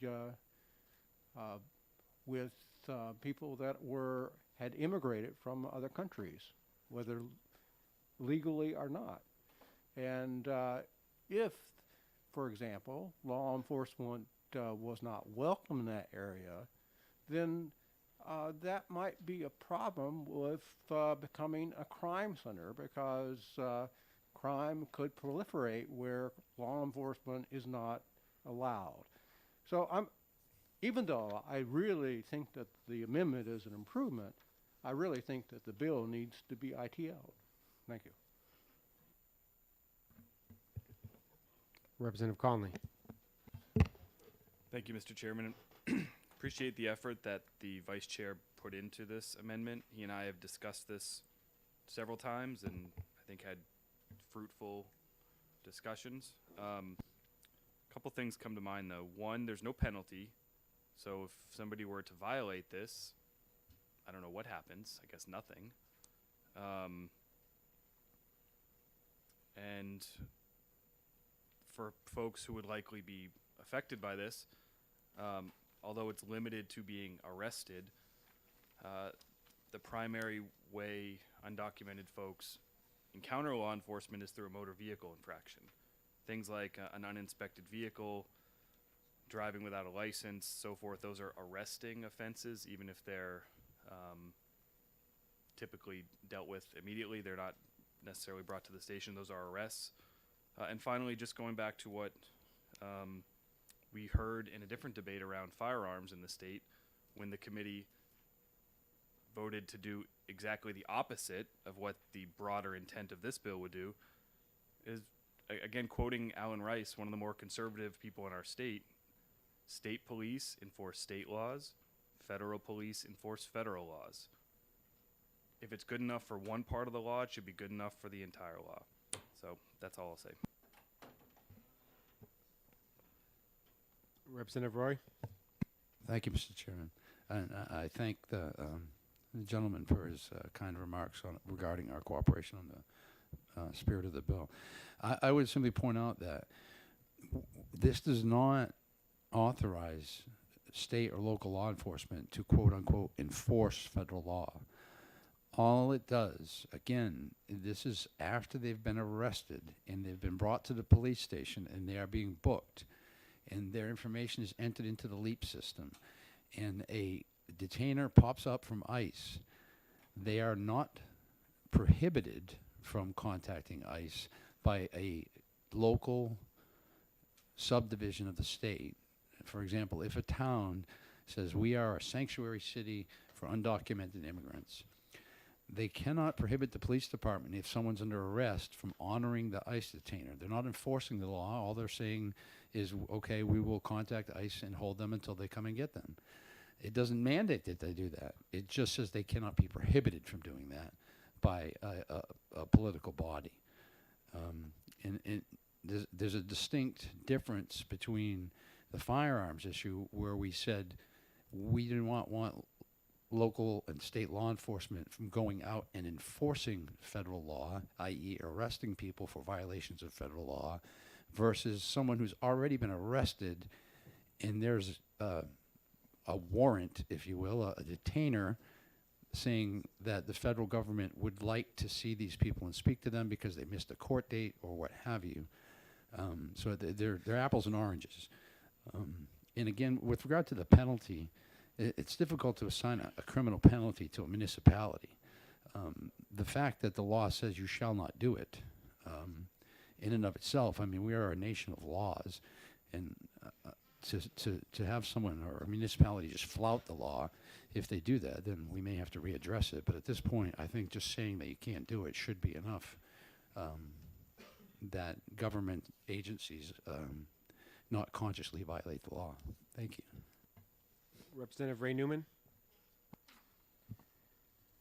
Thank you. According to the way that I look at this bill and read the words that are on the paper, it says the law shall not adopt or enforce any law or policy. And then it gives a bunch of qualifiers who those people are from cooperating, that prohibits those people from cooperating with the enforcement of the federal immigration laws. And we're saying that that doesn't make them have to do that. But when a police department or anybody who is enforcing laws, as I understand it, they don't enforce laws all the time. So what I'm seeing here is they can't even write a policy. So if they determine that not contacting ICE was the appropriate thing because they were putting their resources to enforcing other laws, they could not write a policy that would tell the people who enforce the laws that there are certain laws that shouldn't be enforced, like the speed limit. There are policies, I assume, 50 miles over or whatever. They couldn't have that policy anymore. So then what people, this is just a law that should be ITL'd.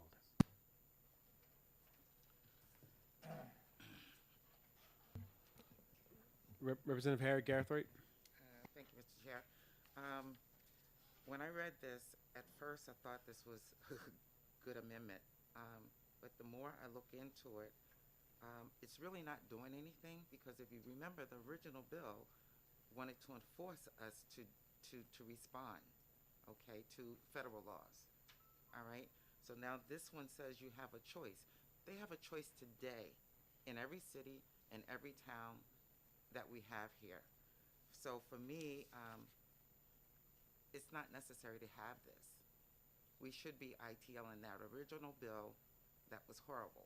We heard a lot of testimony that day, a lot of testimony. And I feel that for us to try to, I don't know, I really don't understand what this is doing. But there's already policies in place that law enforcement has to do when it comes to those that are on the list or have a detainer. That's already in place, so what are we doing here? I'm still trying to figure that one out.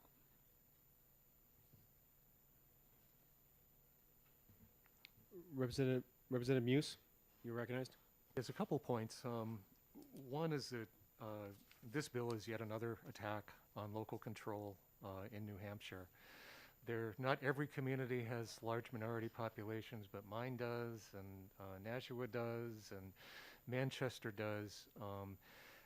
Another thing that I'd just like to remind people, and this was actually pointed out in the written testimony of the American Civil Liberties Union. Not sure if it was actually pointed out in the oral testimony, but I'll read it to you. Unlike criminal warrants, which are supported by a judicial determination of probable cause, ICE detainers are issued by ICE enforcement agents themselves without any authorization or oversight by a judge or other neutral decision maker.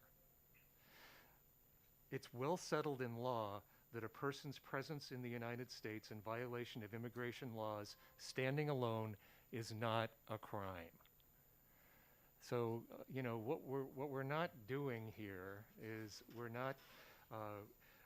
basically not making it impossible for federal agents to enforce the law, basically because an immigration detainer, according to the way that I read this, is a civil issue and not a matter of criminal law. So with that in mind, I'm going to vote against the amendment and vote against the bill. Thank you. Representative Roy. Thank you. It is well settled law that the first time you enter the United States illegally, it is not a criminal offense. However, the second time and the subsequent times are criminal offenses. Also, failure to appear in court after being released, after being detained upon entry, is also a crime. But that notwithstanding, we're not asking anyone to allocate resources. We're not asking anyone to go out of their way. All we're saying is if someone has already been arrested and is in a holding cell in our state, and there's a detainer from ICE, that they not be prohibited from contacting ICE. We're not even mandating they do it. With regard to the question of why are we doing this, there's several municipalities within the state that have passed policies, political bodies, not law enforcement, political bodies that have said they do not want to cooperate with immigration. So that's the reason we're doing this. And as far as the question of whether or not, ICE can issue these on its own, that authority was delegated to them by the United States Congress through law. They didn't just make it up on their own. So for us to sit here and laugh at it and flout it and say, well, it doesn't matter and they can do this on their own, this is law. And this body, specifically this body, is to look at criminal law and public safety. And it is a violation of law to just ignore federal law and to just release people into the public who have been requested to be held by immigration enforcement and just ignore it. So in response to all of those things, those arguments are without merit. And again, this does not mandate or allocate resources. It's only if someone's been arrested already for violating our laws. Thank you. Just for a point of clarification here, a lot of the testimony we heard was about allowing police officers and law enforcement divisions to exercise their discretion on a case-by-case basis. I believe the amendment took that into consideration. It allows, on a case-by-case basis, for a law enforcement agency to decide what they want to do in that particular circumstance. It's not mandating they take one action or another. And how that discretion is exercised, for better or for worse, would be something that that law enforcement agency would have to answer for. But to prohibit,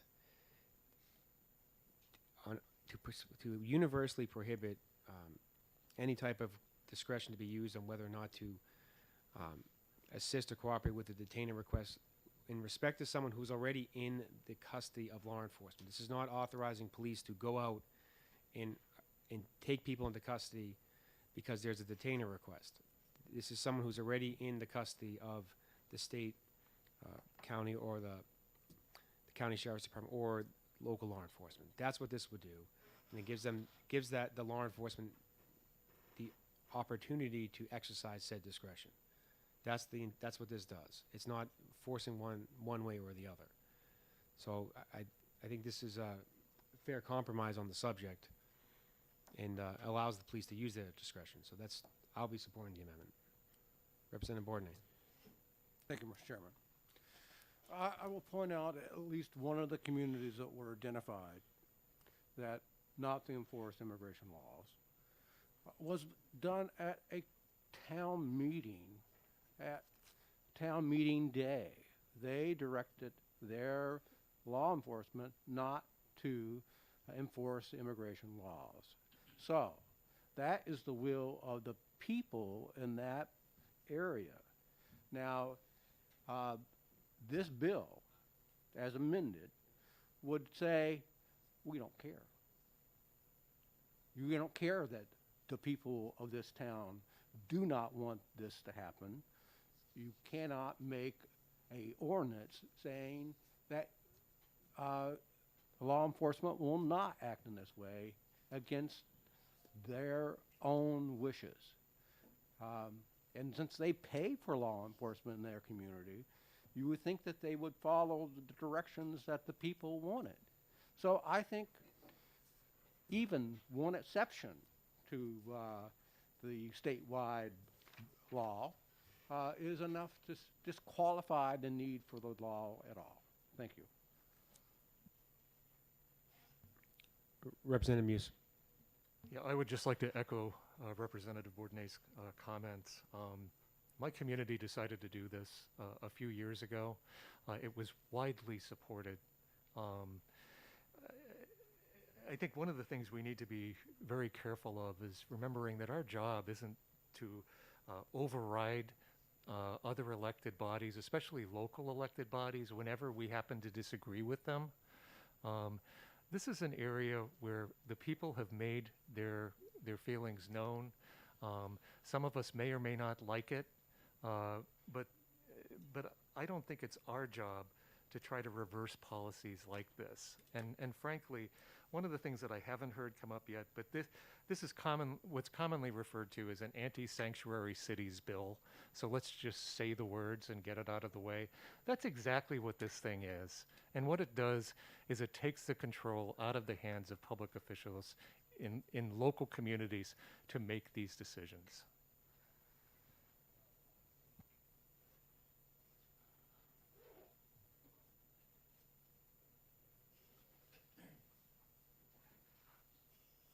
Do any members wish to speak on the question that's before the committee who have not spoken already?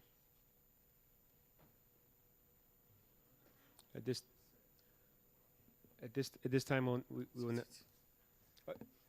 gonna move the question because the goal was to break for lunch at noontime. At this time, we'll now move the question. The question is whether to adopt Amendment 2022-0914H. If you're in support of adopting the amendment, please say yay. If you are opposed, please say nay. The clerk will now call the roll.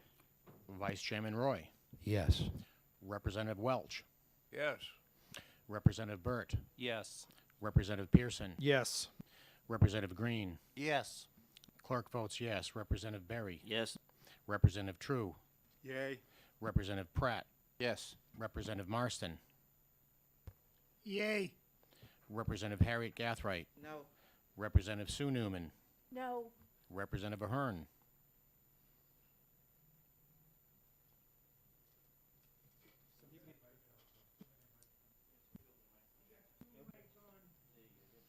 No. Representative Bourdonnais. No. Representative Muse. No. Representative Ray Newman. No. Representative Heath. No. Representative Conley. No. Representative Laflamme. No. Representative Hamblett. No. Chairman Abbas. The chair votes yes. 11 yeas, 10 nays. The amendment is adopted. Representative Roy, you wish to make a motion of ought to pass as amended? Yes, I do. Thank you. That has been seconded by Representative Burt. Is there anyone additional comment on the motion of ought to pass as amended? Discussed that. Representative Newman, Ray Newman. Thank you. If these agencies cannot even write policy to communicate whether they should or should not contact ICE, then the department does not have control.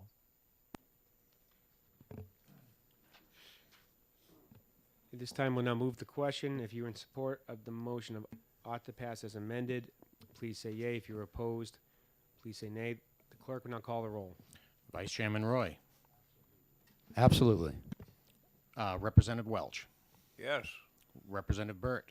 Yes. Representative Pearson. Yes. Representative Green. Yes. Clerk votes yes. Representative Berry. Yes. Representative True. Yay. Representative Pratt. Yes. Representative Marston. Yay. Representative Harriet Gathright. No. Representative Sue Newman. No. Representative Ahern. No. Representative Bourdonnais. No. Representative Muse. No. Representative Ray Newman. No. Representative Heath. No. Representative Conley. No. Representative Laflamme. No. Representative Hamblett. No. And Chairman Abbas. The chair votes yes. 11 yeas, 10 nays. Motion of ought to pass as amended passes. Will there be a minority report?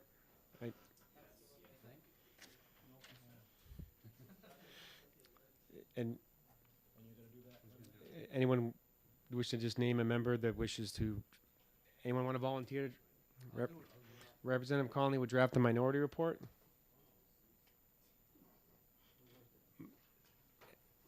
Will it? I presume there'll be a majority report. Representative Roy. At this time, we'll now close the executive session on House Bill 1266. The committee will break for lunch till, we'll say,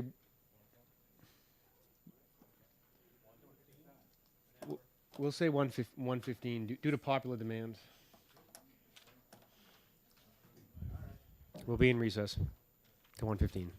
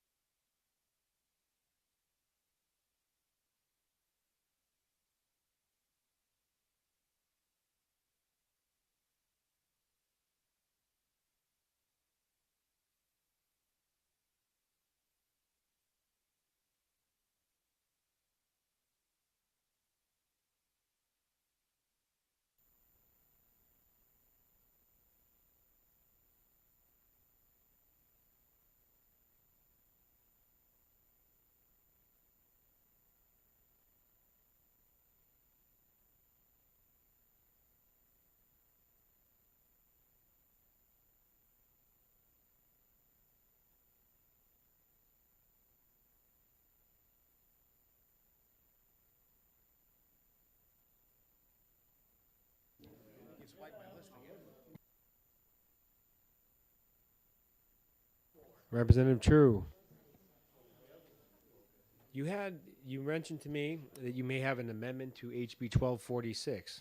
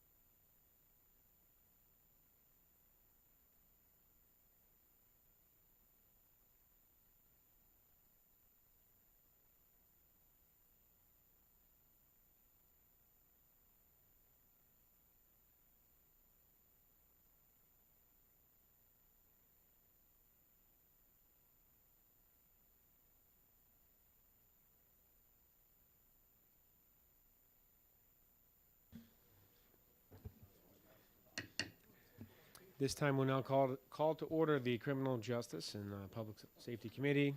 And we will now open the executive session on House Bill 1296 relative to the money, coin, or currency which may be forfeited in connection with a drug offense. This time the chair will recognize Representative Burt to make a motion. Thank you, Mr. Chairman. I make a motion of ought to pass as amended. That motion has been seconded by Representative Wallace. Representative Burt, you may speak to your motion. All right.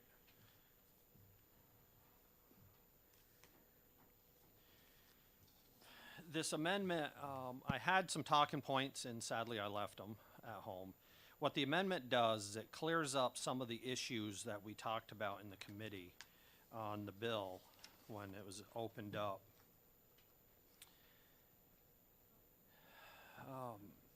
What this is good. Representative Bournet, you may please state your point of order. May we know what the amendment number is, please? Yes, thank you. I forgot to mention that. It's 2022. Before I have to rule on the point of order, we'll just this in the future. I wouldn't consider that to be a valid point of order. Just simply a parliamentary inquiry. Can you? But I do appreciate you pointing that to the attention of the committee. Yes. You may continue, Representative Burt. All right, thank you, Mr. Chairman. I do apologize, I didn't mention the amendment because there is two of them. The amendment I'm looking at is 2022-0874H.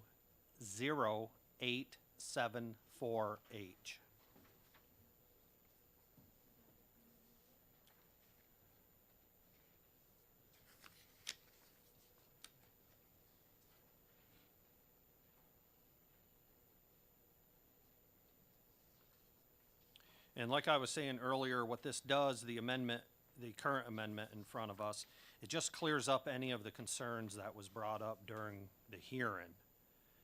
And, you know, to make sure that, you know, everything's in line.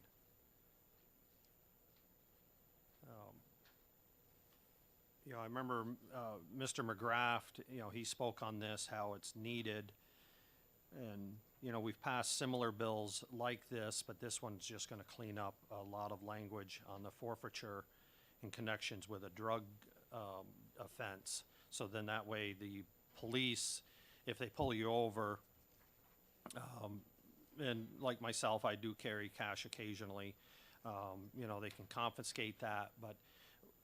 And at that point, I would have to prove that this money was not being used for drug-related activities, where this puts the work back to the state like it should be to prove you are guilty of something, and that's why they have your money. And that's pretty much what it does.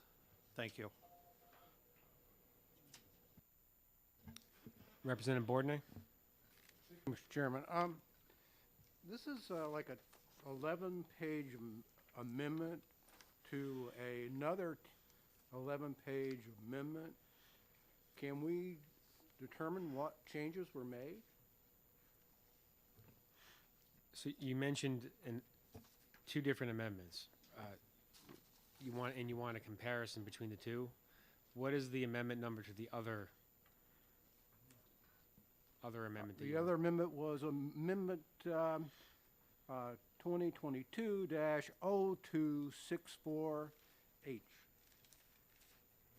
dated, I don't know what the date is.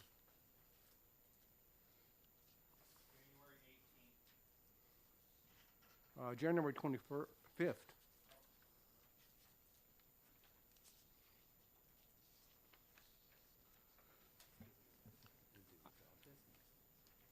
I don't have a copy of that other drafted amendment to do the comparison. So I wouldn't be able to answer that. If there's any member of the committee that could respond to Representative Bourdonnais, you will so be recognized.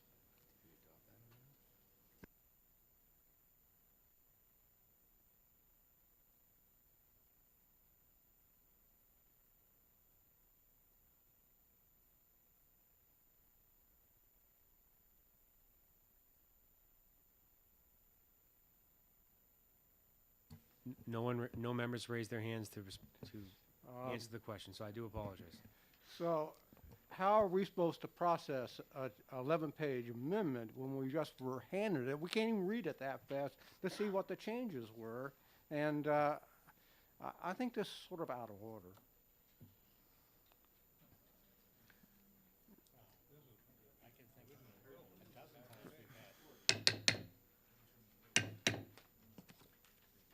Let's just try to only speak one at a time, if we don't mind. Are you raising a point of order? It appears so, Mr. Chairman. And please state your point of order. The point of order is that we have been given a 11-page amendment with no notification and no clarification what those changes were, and are expected to vote on them without knowing what we're voting on. So is there a House rule or anywhere in the Masons manual that you would suggest that there's a rule that has been adopted by the House that is not being followed? I understand that perhaps the discretion being utilized may not be something that is a popular decision, but discretionary decision aside, is there an actual rule not being followed that you can reference? Perhaps I misstated, Mr. Chairman, that point of order may not be the correct question. It may be more of a, what is the other one? So if I may understand, you're withdrawing your point of order, but you're not inclined to support the adoption of this amendment, given the time frame you would have to review it in respect to its contents. And is that? Yes, sir. I'm not sure what to do with this yet, whether we should come back at another time, but I think that to adopt this amendment without knowing what's in it is irregular. Thank you, Representative. And Representative Burt, in fairness to the point being raised by Representative Bourdonnais, there was a prior, we had a public hearing, because this was ruled, not this amendment, but it was a non-germane amendment. Yes, it was a non-germane amendment, so I don't have that amendment. I thought I did, and I don't. And that's not before us. Now, I'm going to ask a parliamentary inquiry of the committee, because this is not the exact draft of the non-germane amendment. It's similar, but it's not. We permitted to, will we be required to have another public hearing on?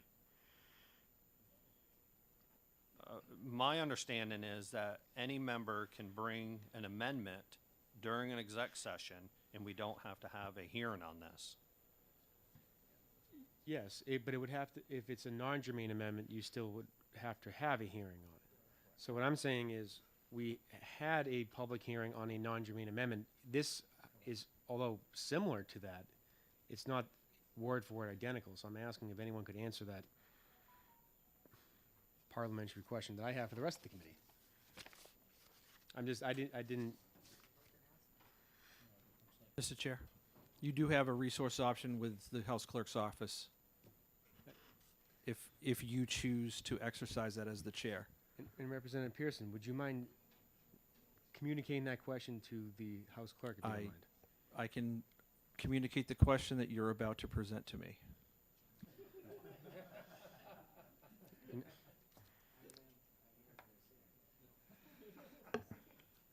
So let me do this. That's for clarification. Let me inquire, because I just want to make sure we're following the procedure correctly here. Representative Welch? The original bill had 11 lines. This is considerably more language than the original bill, and I think it'll take a little time to figure out what it is unless somebody can explain it. Understood, but we had a public hearing on the non-germane amendment already. We're really just trying to figure out, because this isn't word for word that amendment. Well, that's what. And without being able to explain what's different, if I'm assuming that even this amendment would also be non-germane, but I want to make sure we're not violating the House rule. If not, we can. So what I'm inclined to do is maybe look into that a little further. And Representative Borden, although that may not have been your intention, you've inspired that thought. So let me do this. I think, Mr. Chairman, I think he's talking to the clerk. On a cell phone. During a public.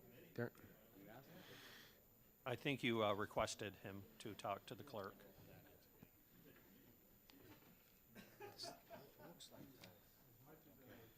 We had a hearing, and then we had a hearing on a non-germane amendment.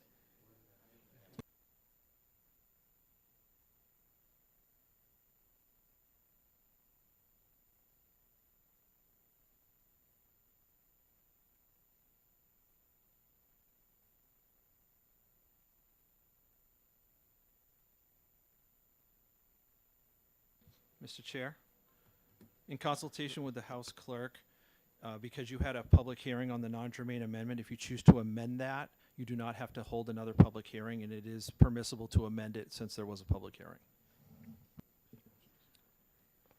Thank you. Okay, so.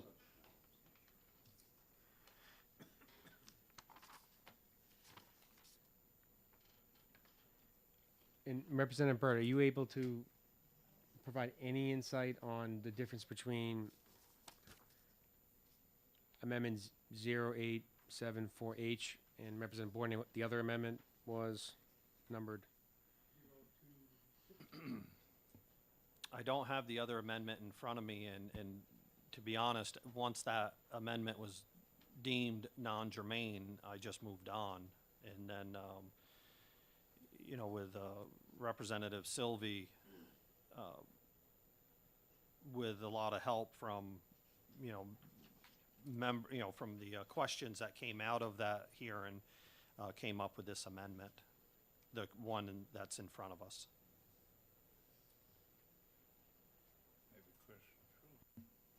Representative Borden. Thank you, Mr. Chair. In that case, since we don't know what's in this amendment and what the differences are, I'm going to oppose the adoption of the amendment.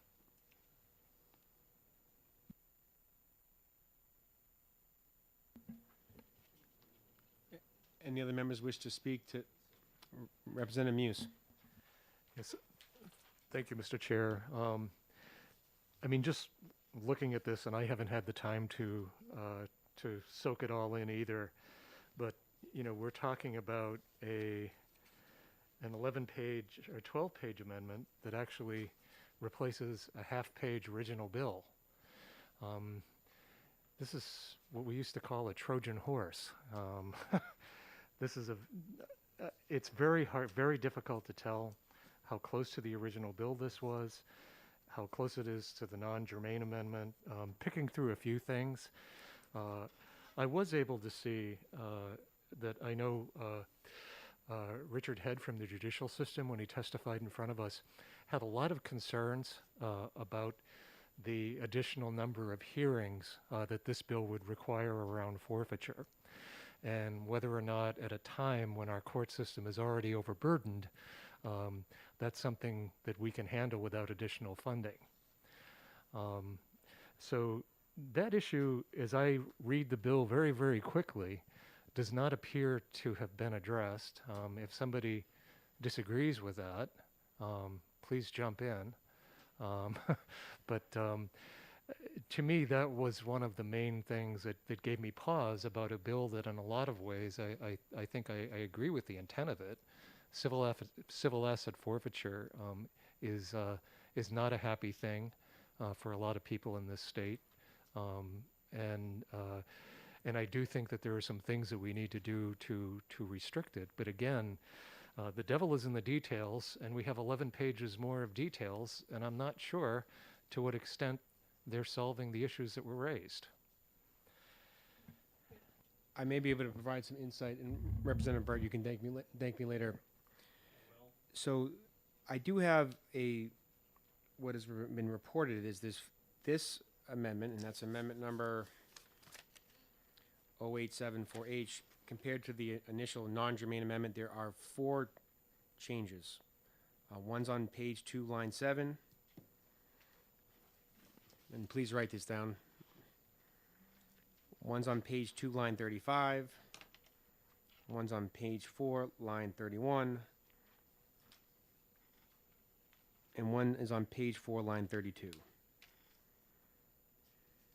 So there's only 4 changes. Now, so compared to the initial non-germane amendment and what we have before the committee today.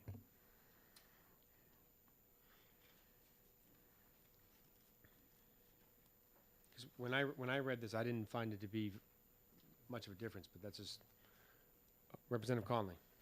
Thank you, Mr. Chairman. Sort of echoing what Representative Muse just articulated pretty well, I sort of agree with those points, but one of the things that's standing out on this, and this came up during testimony for the non-germane amendment, so we're essentially taking a sort of swath of property that could be subject to forfeiture and saying it's off limits to forfeiture regardless of whether or not said property is subject or is fruit of a crime. So although it might seem like a small amount, currency totaling $200 or less, a vehicle worth less than $2,000, well, although we like to think of forfeiture as targeting kingpins, we know in New Hampshire that the vast majority, and we heard this from testimony, the vast majority of property subject to forfeiture is within this range. So you can have problems with forfeiture and want to address them, but we also don't want to make it so bad actors get to keep their ill-gotten gains, and I think that that's possible with this language.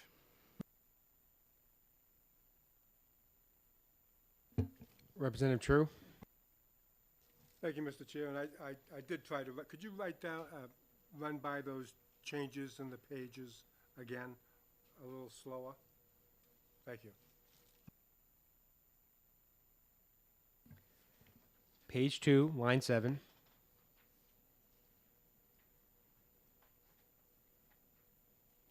Page 2, line 35.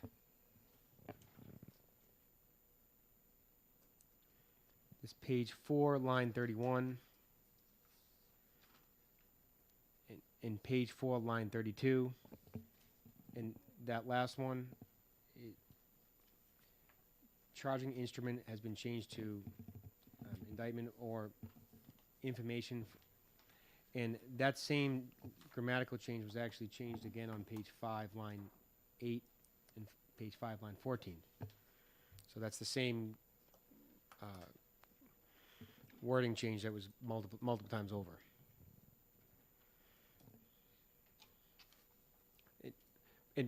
In respect to the non-germane amendment, the idea, or at least the goal was, is to have a situation where when you have these asset forfeiture hearings, it's a civil case, and there was some thought that it may save the court time and save a lot of the interested parties' time if you, at the end of a criminal prosecution, if they're convicted, perhaps just have that civil, instead of having a separate civil case, you have a lot of the court, the judge, the lawyers, everyone's familiar with the facts of what just happened. It might have saved all the interested parties time, legal expenses, everything, to just have that hearing done right then and there.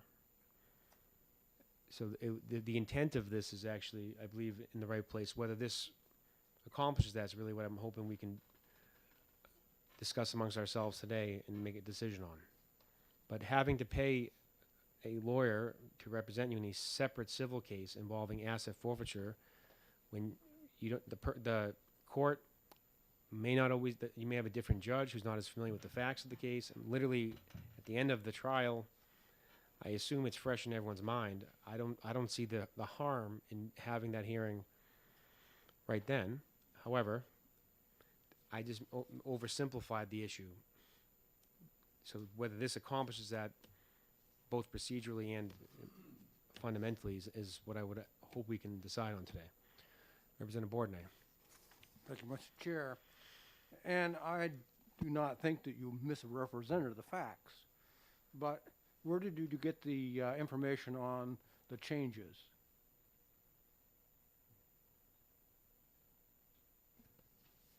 Is that relevant? Yes, because did you examine it yourself, or did someone tell you? Well, I already told you that I don't have the actual original non-germane amendment. However, the sponsor of the bill did forward me that information. So to the extent that it is accurate or inaccurate, I have no reason to not believe that would be accurate. Just trying to figure out whether we're looking at something accurate or not. I will say if that email came from Representative Bourdonnais, I also would take the email All right, thank you. give it the same credibility one way or another. So if it turns out there's more grammatical changes, I do apologize. Any other members of the committee wish to speak?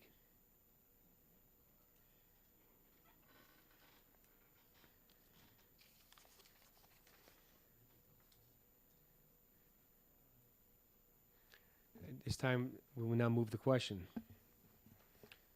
If you are in support of adopting Amendment 2022-0874H, please say yea. If you are opposed, please say nay. Clerk will now call the roll. Vice Chairman Roy. Yes. Representative Welch. Yes. Representative Burt. Yes. Representative Pearson. Yes. Representative Green. Yes. Clerk votes yes. Representative Berry. Yes. Representative True. Yay?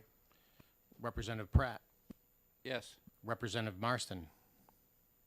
Yes. Representative Harriet Gathright. Representative Sue Newman. Yes. Representative O'Hearn. Yes. Representative Bourdonnais. No. Representative Muse. No. Representative Ray Newman. Yes. Representative Heath. No. Representative Conley. No. Representative Laflamme. Yes. Representative Hamblett. No. Chairman Abbas. The chair votes yes. 16 yeas, 5 nays. The amendment's adopted. Representative Burt, you wish to be recognized to make a motion of ought to pass as amended? Yes, Mr. Chairman, I make a motion of ought to pass as amended on House Bill 1296. Is there a second? It has been seconded by Representative Wallace. Representative Burt, do you wish to speak to your motion? I think we spoke enough on this. It just, bottom line, this bill will put the burden onto the state to say if any money seized is for drug purposes. And I think it's a good good bill with the amendment.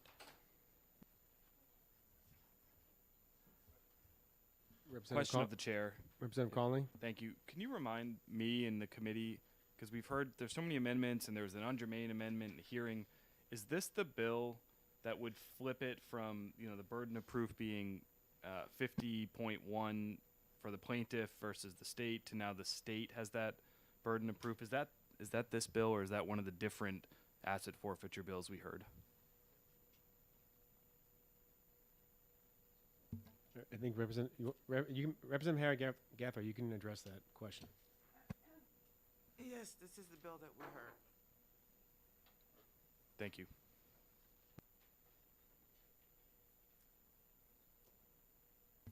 Representative Muse?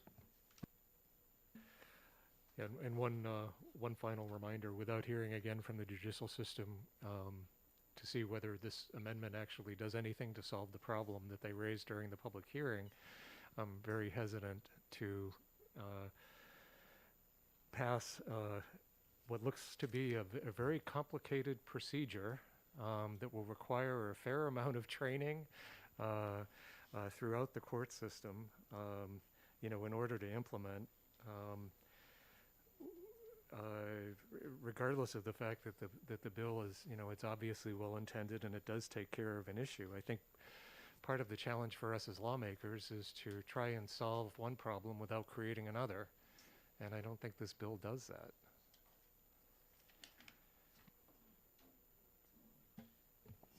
Representative Bourdonnais? Thank you, Mr. Chairman. Considering, I do think that possibly this is a improvement in law, but you can't quote me on that because I really don't know what's in it, and I'm still not going to support the bill because it's really an unknown. Thank you.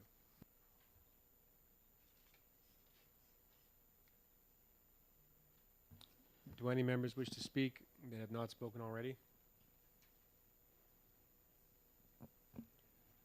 See no hands raised. At this time, we'll now move the question. If you're in support of the motion of ought to pass as amended, please say yea. If you are opposed, please say nay. The clerk will now call the roll. Vice Chairman Roy. Yes. Representative Welch.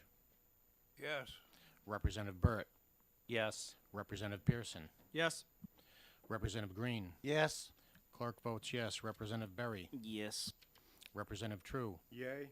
Representative Pratt. Yes. Representative Marston. Yay. Representative Harriet Gathright. No. Representative Sue Newman. No. Representative O'Hearn. No. Representative Bourdonnais. No. Representative Muse. No. Representative Ray Newman. No. Representative Heath. No. Representative Conley. No. Representative Laflamme. No. Representative Hamlet. No. Chairman Abbas. The chair votes yes. 11 yeas, 10 nays.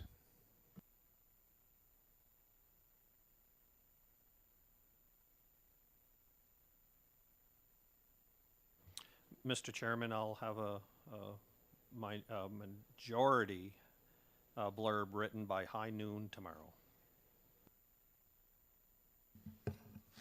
Thank you, Representative Burt.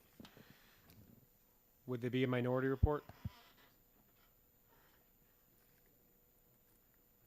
Representative Muse, will you prepare the minority report? At this time, we will now close the executive session on House Bill 1296.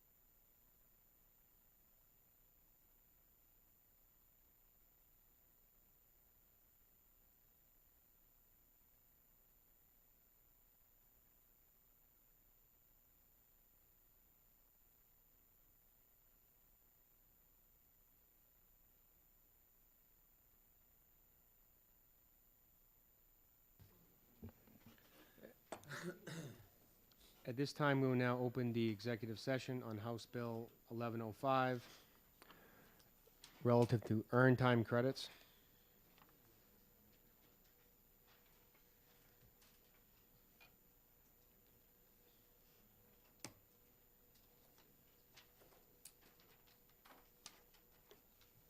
Representative Roy, you wish to be recognized? Yes, I'd like to make a motion. Oh, Roy, oh, sorry.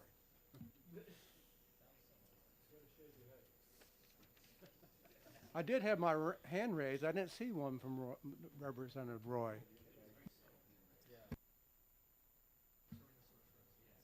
gotta be careful because he could be a bid. Yes, thank you, Mr. Chairman. I would like to move ought to pass. Representative Boydell, you wish to second that motion? No.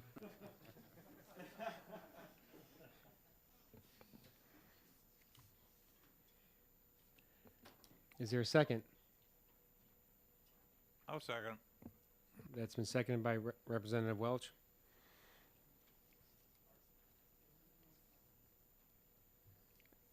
Any Representative Roy, you wish to speak to your motion? Yes, briefly. This bill was brought to us with the intention of fixing what I see as a grievous situation whereby an inmate can take and utilize short video courses taken on an iPad to shave months and months and months off their sentence as kind of a catch-all versus having to take a legitimate and vetted course that invested more of their time and energy. And the way it was set up and the way it's run right now is ripe for abuse. I think that the commissioner we have currently is excellent, but we have to look at this from a perspective of the future, and whereby all the other mechanisms to get earned time credit, they're only allowed to use once. This specific program allows them to use it multiple times so they can get time off their sentence by simply laying in their bunk and watching a video on an iPad. I just don't think that was the intent of this program.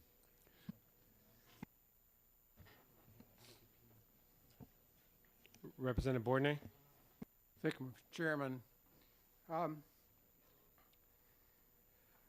If I remember correctly from the Commissioner of Corrections,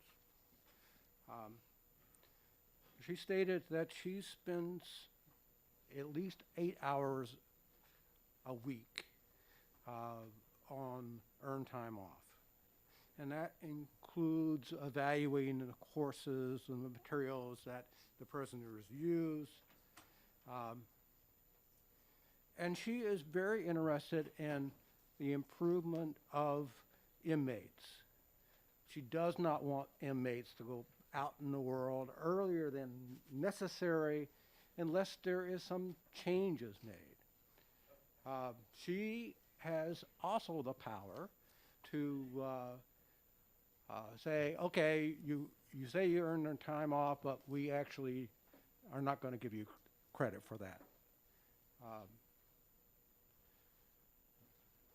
What else? Oh, and the ex-chair of the parole board said in her evaluation of the tablet program that she didn't think it was good enough for earned time off, but she had never had access to the tablet program, so she doesn't know what she was evaluating. So, based on the character of the Commissioner of Corrections and her desire to have good results, and I have to trust that she is doing her job adequately, and I put my trust in her, then I would not vote for this bill. I would oppose it. In respect of the Earned Times Credit Program, under existing law, there's sections A through E under RSA 651-A:22-A. The maximum amount of earned time credits that anyone can receive is 21 months. And if you look at the RSA as a whole, not just the snapshot of what HB 1105 is, this subsection F excludes sections A through E. Section A involves education programs. Now, it goes all the way from a high school diploma all the way to a doctorate degree. But each one of those degrees is a one-time benefit, and you can get, depending on which degree, you get 90 to 120 days or 180 days. Section B is vocational programs. That is also a one-time reduction. That's as it's written. Section C is mental health program. It says one-time reduction of 60 days. Each program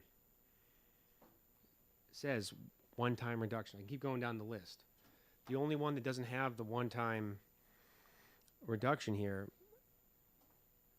is Section F, which is really more of a catch-all. And there's nothing suggesting that the discretion that is permitted under Section F is being misused or abused. But there isn't much of a criteria other than simply whether it's approved by the commissioner or not. And the difference between this section and the other sections is that any inmate can take any of the programs from A through E, and it would apply equally. Where under Section F, one inmate can complete a program, and another inmate can do that same program and not necessarily get the earned time credit. Now, there may be a reason for that, and part of that has to do is would that tablet program actually do anything or maybe assist that inmate in rehabilitation? I think that's something that the commissioner would need to decide. My concern is that this seems to be a catch-all, but also, in theory, someone could complete this 10 and a half times and they would reach the 21-month threshold.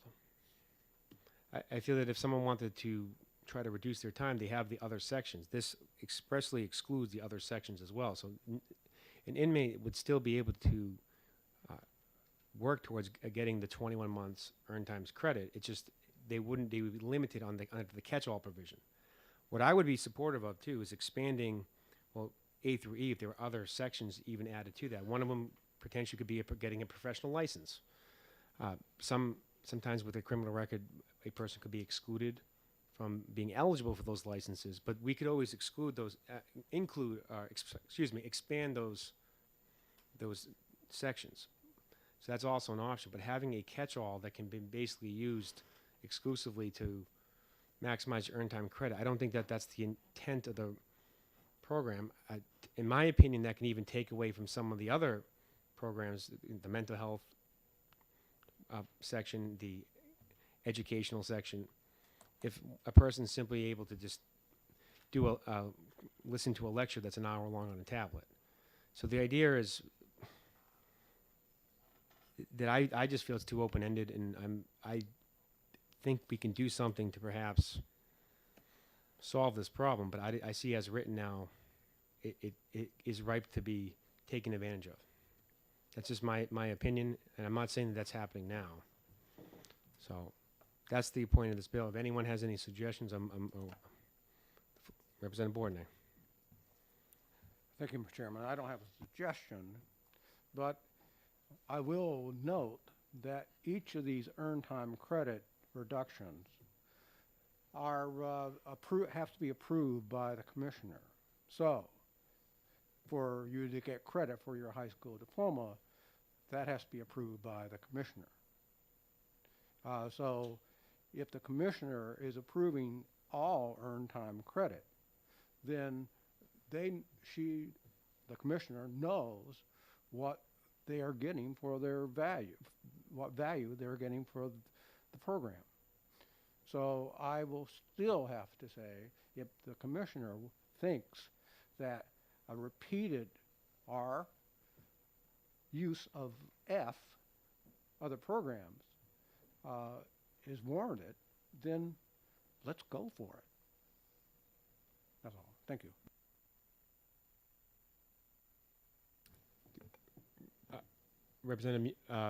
Representative Ray Newman.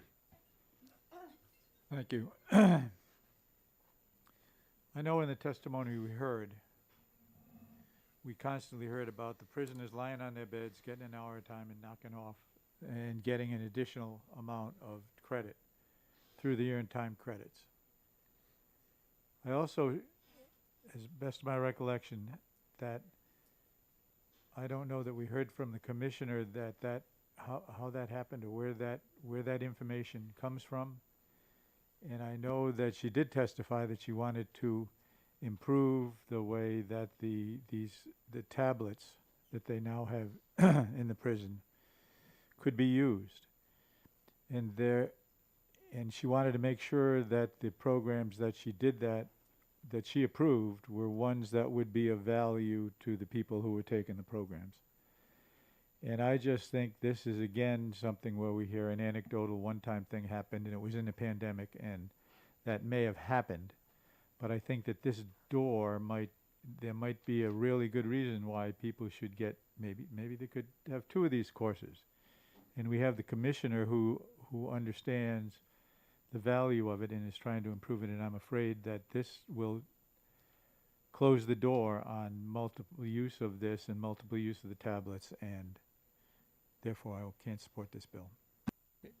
And if I may inquire with a question. So if there was if I say the word amendment, is I'm going to say a point of order? Are you asking me about the point of order? If there was an amendment, per se, an improvement to the bill, not that allowed it to be taken 2 times under Section F, would you be supportive of such a policy?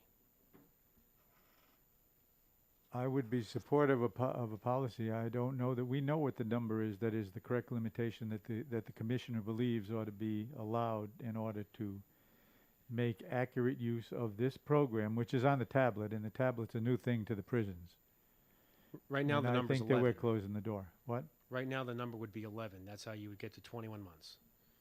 So That just- might not be the right number either. I'm just saying, I'm afraid that this slams the door on the opportunity that we have for prisoners to get rehabilitation in an adequate way. And I'm concerned about that, and therefore I will not support this bill. Representative Harry Gathright. One of the things that I remember from that day is that the commissioner stated, because it was said that people were finishing a course within 15, 30 minutes and things of that nature. And what she said was that she was looking into that because she felt there was an issue with whatever gives that information. So it wasn't enough data or true data to actually determine if, in fact, that was happening. So again, I'm like the rest of the team, pretty much. A lot of respect for the commissioner. She does a great job. I feel that this takes that away from her, from doing her job.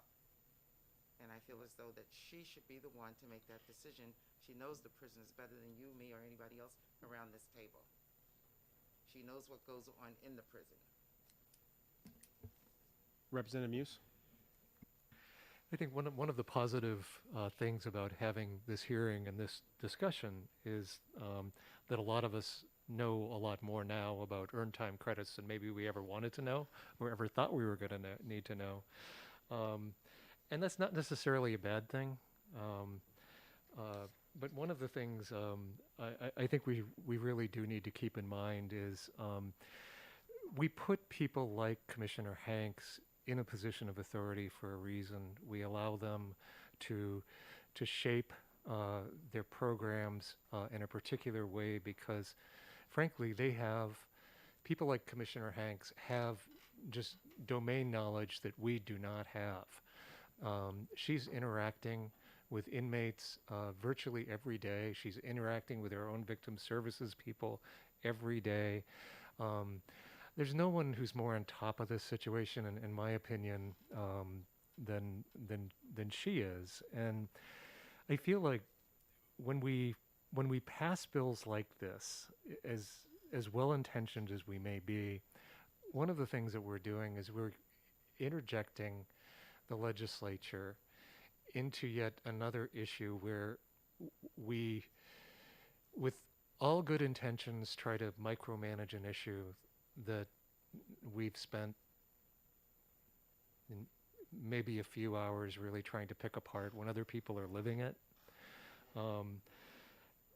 My tendency here is essentially is without knowing more about this system, without knowing more about these programs, without knowing a lot more about their impact on prisoners, this just strikes me as just a very precise technical way to just put a handicap in front of the ability of the commissioner to rehabilitate the people under her charge.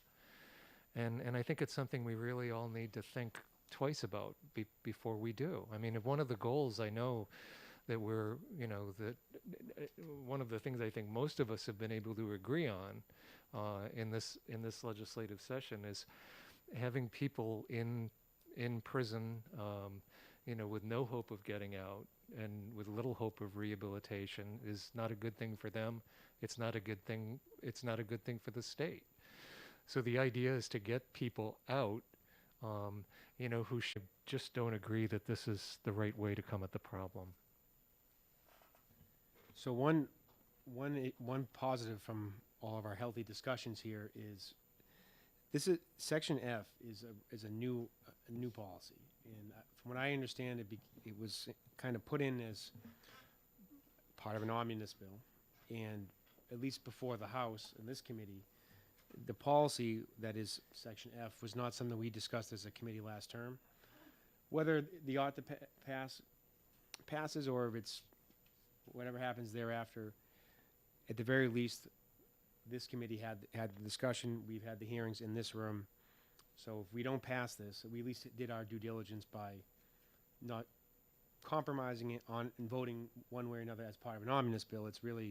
It's now had its hearing before this committee, and we'll see how it goes. So I think we at least did that, and we earned a lot about earned time credits. And I will tell you this, Representative Muse, if there is a bill to add a section about professional licenses, I hope you ask me to co-sponsor it. Representative True. Thank you, Mr. Chair. I know when the commissioner was here, she told us she was not in favor of the bill.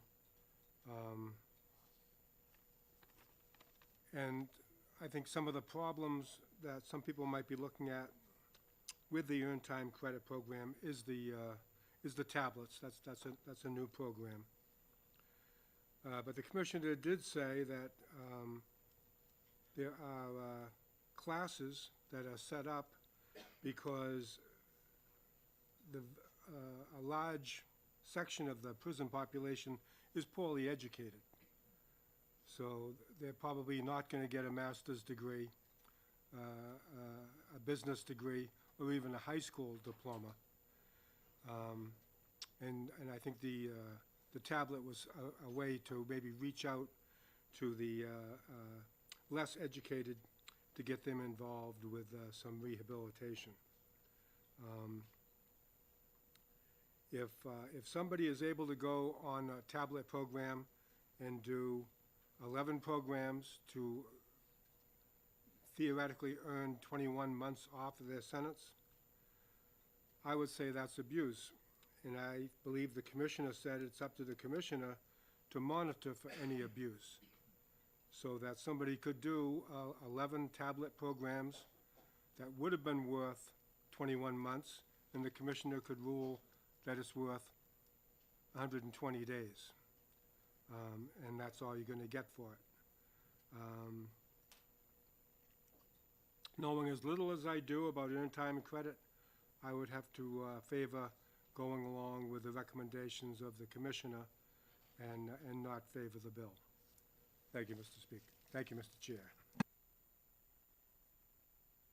At this time, we can now move the question. If you're in support of the motion of ought to pass, please say yea. If you're opposed, please say nay. The clerk will now call the roll. Vice Chairman Roy. Yes. Representative Welch. Yes. Representative Burt. Yes. Representative Pearson. Yes. Representative Green. Yes. Clerk votes no. Representative Pearson, hang on a second. I've got a lot of subs today, folks. Yes, yes. Yes. Thank you, Ross. Representative Berry. Representative True. Nay. Representative Pratt. Yes. Representative Marston. No. Representative Harriet Gathright. No. Representative Sue Newman. No. Representative O'Hearn. No. Representative Bourdonnais. No. Representative Muse. No. Representative Ray Newman. No. Representative Heath. No. Representative Conley. No. Representative Laflamme. No. Representative Hamblett. No. And Chairman Abbas. The chair votes yes. 7 yeas, 13 nays. I think your count might be off.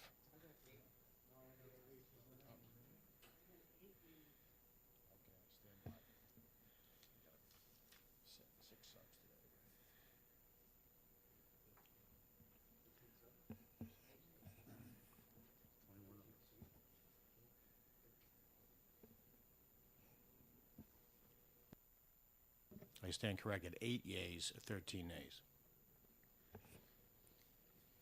Motion about to pass fails. Representative Welch, do you wish to make a motion for interim study? So move. Is that seconded by Representative Bourdonnais? Mr. Chair, I can't say interim study. I would prefer ITO. The interim study motion's been seconded by Representative Roy. I was just trying to get a read on you, Representative Bourdonnais. At this time, we can now move the question. If you're in support of the motion to interim study, please say yea. If you're opposed, please say nay. The clerk will now call the roll. Vice Chairman Roy. Yes. Representative Welch. Yes. Representative Burt. Yes. Representative Pearson. Yes. Representative Green. Yes. Clerk votes yes. Representative Berry. Okay. Representative True. Yay. Representative Pratt. Yes. Representative Marston. Yes. Representative Harriet Gathright. No. Representative Sue Newman. No. Representative O'Hearn. No. Representative Bourdonnais. Yes. Representative Muse. No. Representative Ray Newman. No. Representative Heath. No. Representative Conley. Yes. Representative Laflamme. No. Representative Hamblett. Yes. Chairman Abbas. The chair votes yes. 13 yeas, 7 nays, 1 not voting. Motion for interim study passes. There was a representative not in their seat. Whoever Representative Berry is substituting for.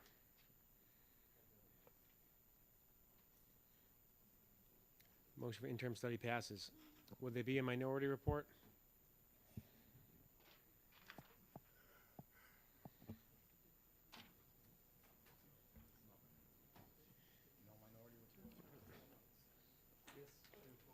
What were the two numbers again, Sue, for Audubon? At this time, we will now close the executive session on House Bill 1105. First vote? Representative True, are you ready on HB 1246? No, I'm not. If you want to call the bill.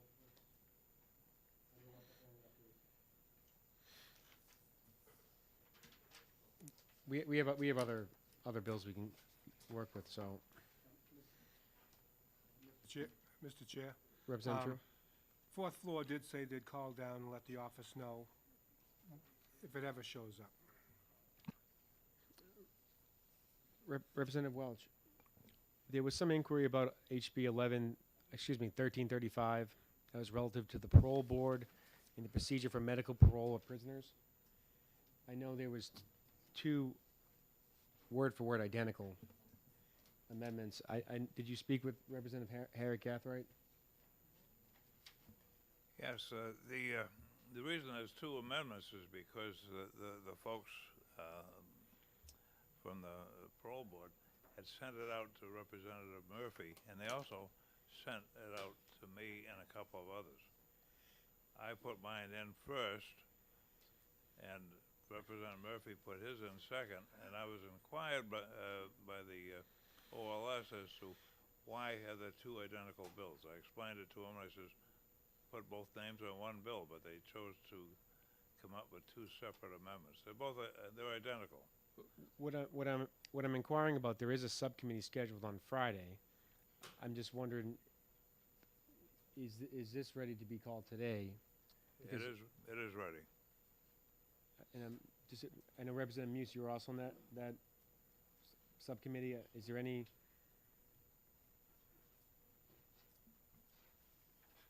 I am in agreement with Representative Welch's amendment, but what I am not 100% sure of is whether it addresses all of the issues that were raised at the hearing, but it does seem to address a good number of them.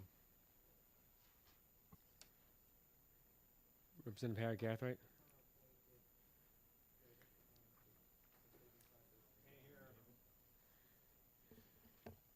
I am okay if Representative Welch chooses to hear it today.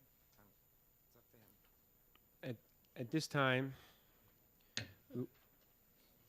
we'll now open the executive session, House Bill 1335, relative to the parole board and the procedure for medical parole of prisoners.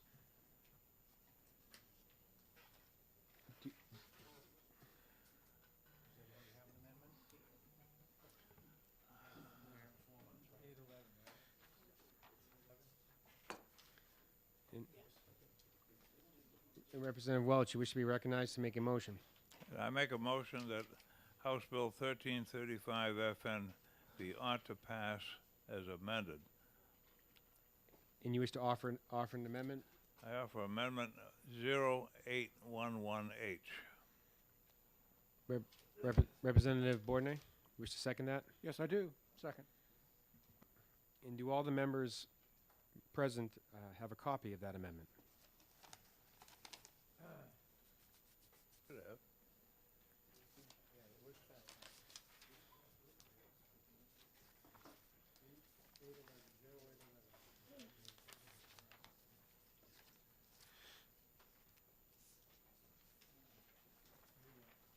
Do all members have a copy of Amendment 0811H?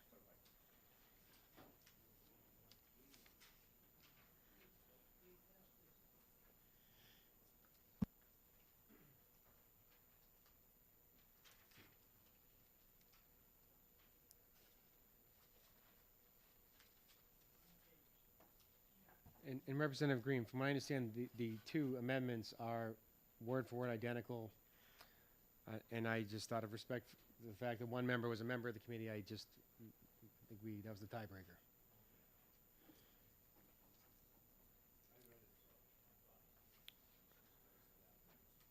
Representative Welch, you wish to speak to the amendment? Yes, the amendment clarifies language that was in the bill. It only amends Section 3 of the original bill.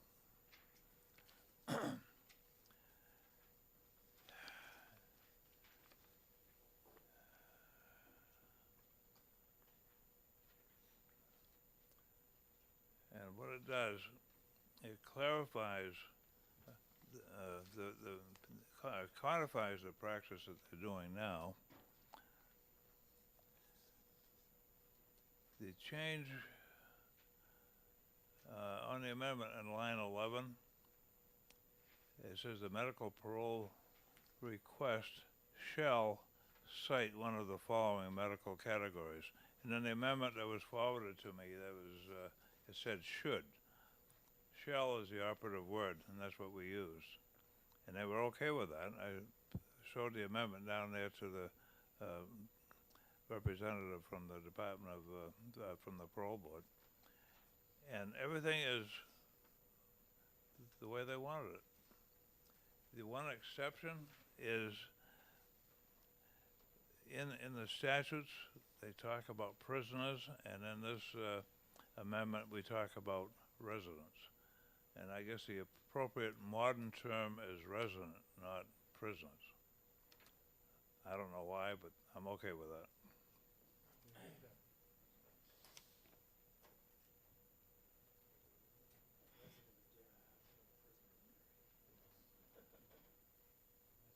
And I guess Representative Muse? Yeah, I'm going to support this because basically what it does is it does put some good guardrails around this process. And I think it really clarifies and helps people better understand when residents are eligible for this and when they're not. I also think that some of these criteria also reduce the risk of something I think that some people were concerned about during the hearing, which is the possibility of a person receiving medical parole who then just gets better and all of a sudden, you know, there they are out of prison with no supervision. So it tightens the criteria, it makes things more specific, it puts guardrails around the process, and the language meets with the exacting requirements of the Department of Corrections. So I will support it. Thanks.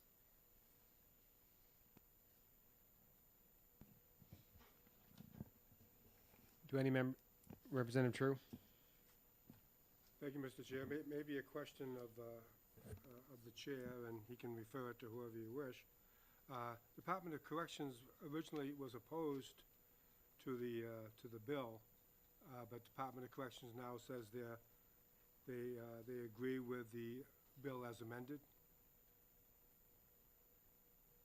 Representative Welch, you wish to address that?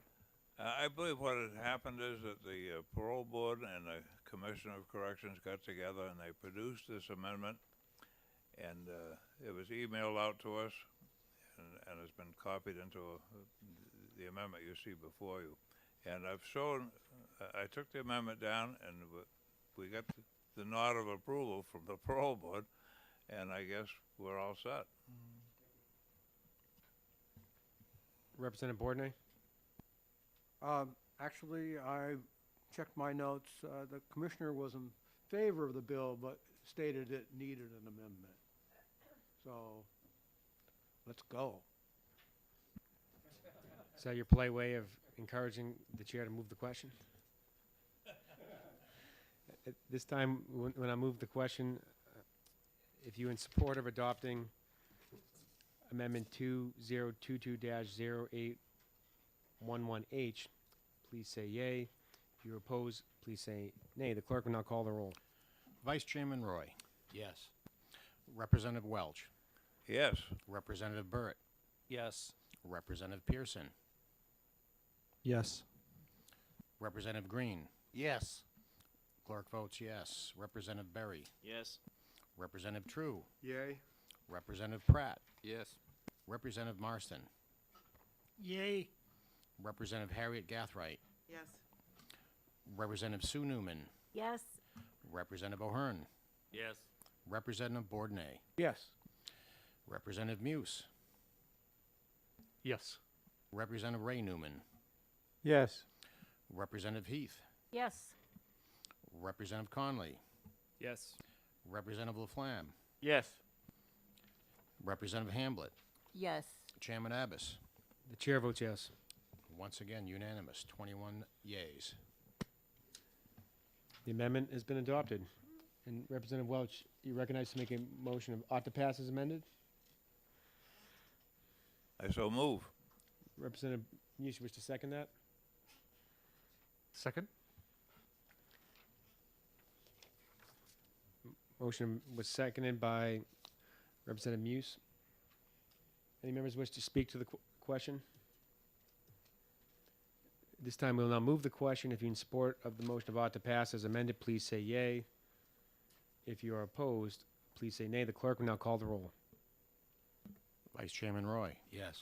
Representative Welch. Yes. Representative Burt. Yes. Representative Pearson. Yes. Representative Green. Yes. Clerk votes yes. Representative Berry. Yes. Representative True. Yay. Representative Pratt. Yes. Representative Marston. Yes. Representative Harriet Gathright. Representative Sue Newman. Yes. Representative O'Hearn. Yes. Representative Bourdonnais. Yes. Representative Muse. Yes. Representative Ray Newman. Yes. Representative Heath. Yes. Representative Conley. Yes. Representative Laflamme. Yes. Representative Hamblett. Yes. Chairman Abbas. The chair votes yes. 21 yeas, 0 nays. Any member wish to move for consent?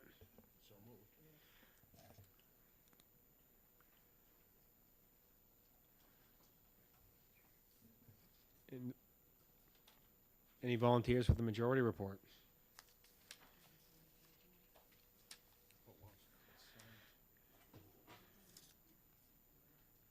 Representative Muse, you wish to do the majority report? Sure.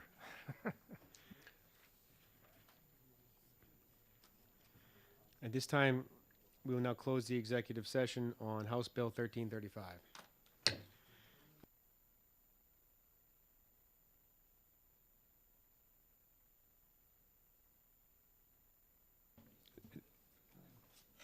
At this time, the committee is going to be in recess till 2:35.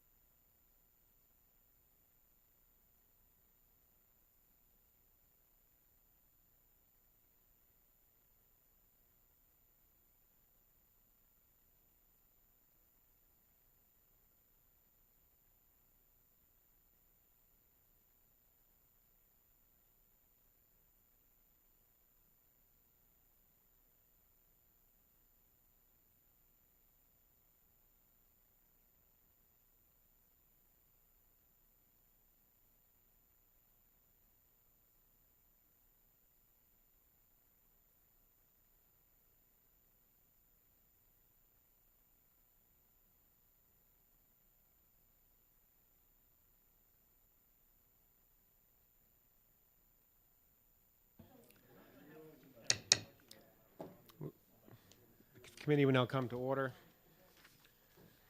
This time, we're going to open the executive session on House Bill 1246 relative to interlock devices.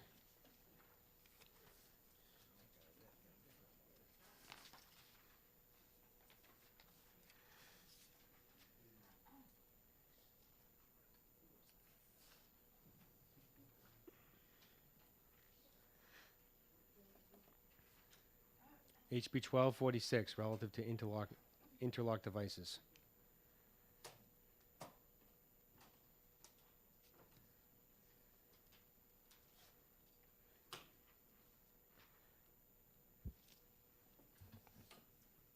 Representative Welch, should be recognized to make a motion of ought to pass.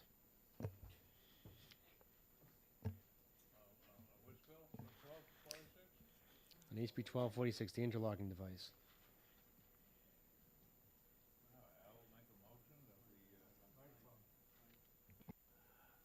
I move that we pass House Bill 1246 with an amendment.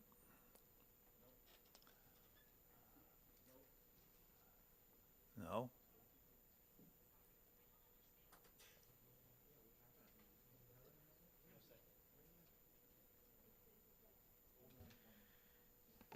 Is there a second to that motion?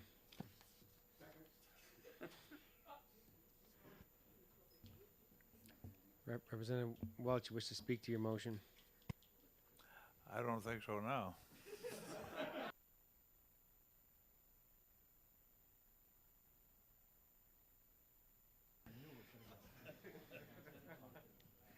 Representative True, you wish to speak to?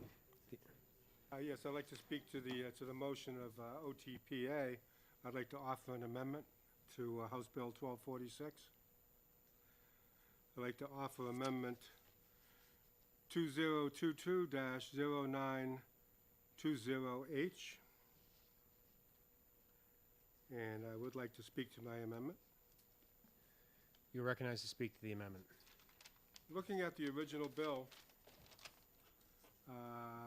on line 10, 11, and 12, it's referring to the fact that the offender must have interlock devices put in all vehicles that are registered under his name.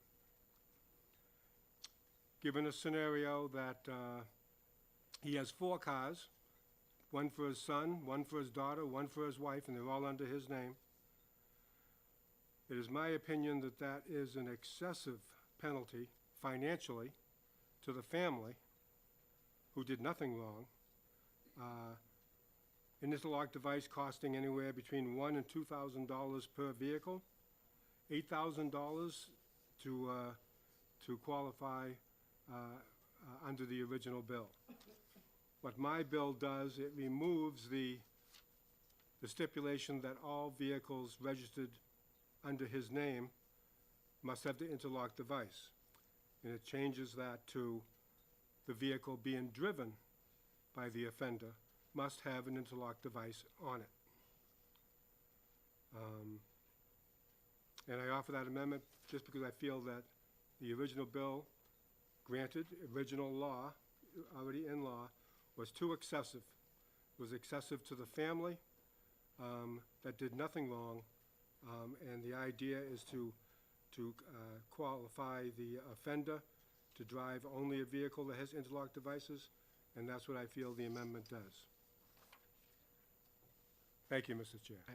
I'm just going to be very straightforward. We had a bill that we exec'd last week,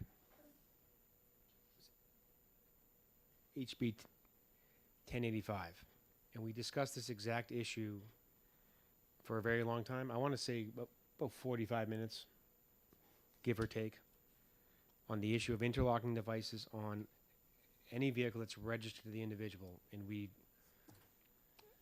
didn't accept that policy. So now we're hearing the same.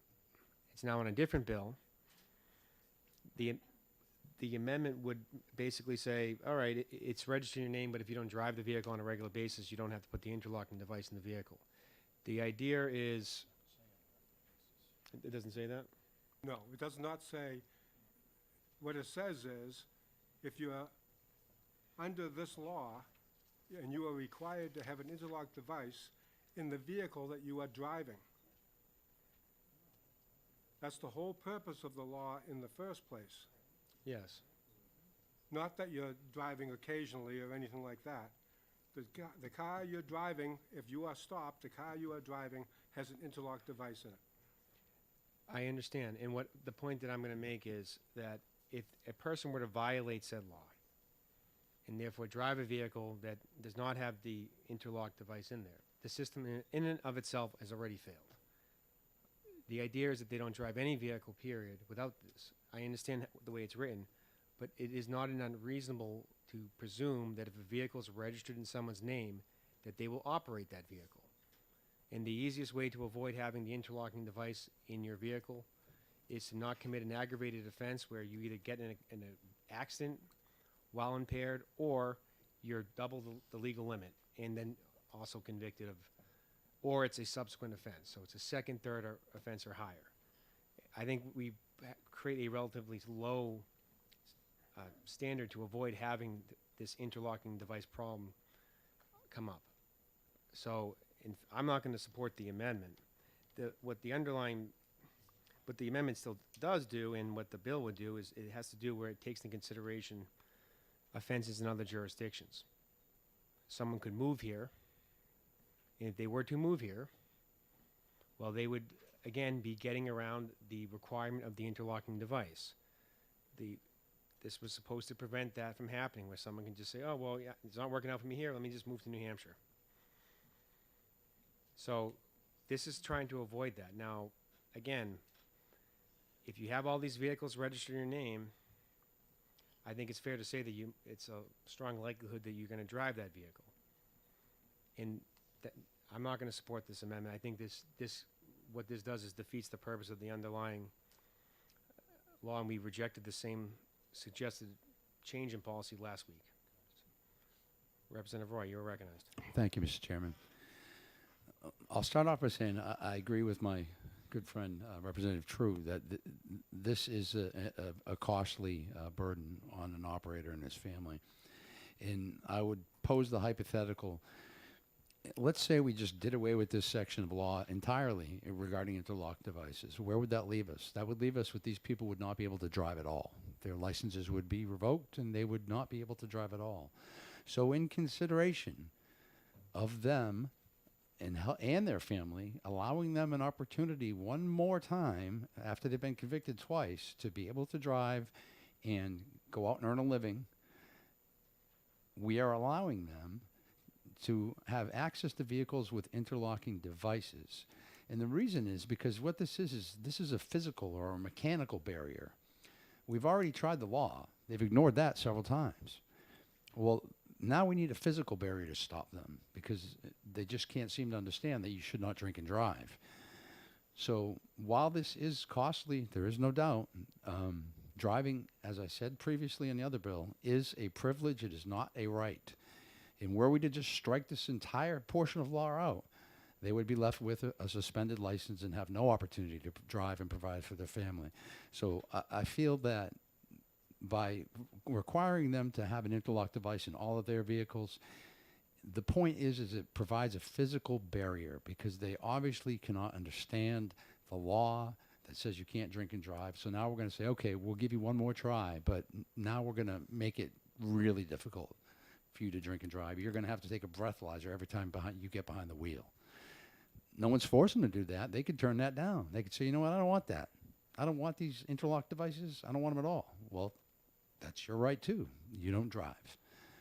So I feel like, again, while I understand this is a costly burden, but it's not one that's forced on anyone. It's one they choose to accept. They can say, I don't want to drive anymore, and I don't want to pay that. That's fine. But in order to earn that privilege after having been convicted multiple times for drinking and driving, I feel like I think the state's bending over backwards to let them have a chance to drive their vehicles again. Thank you.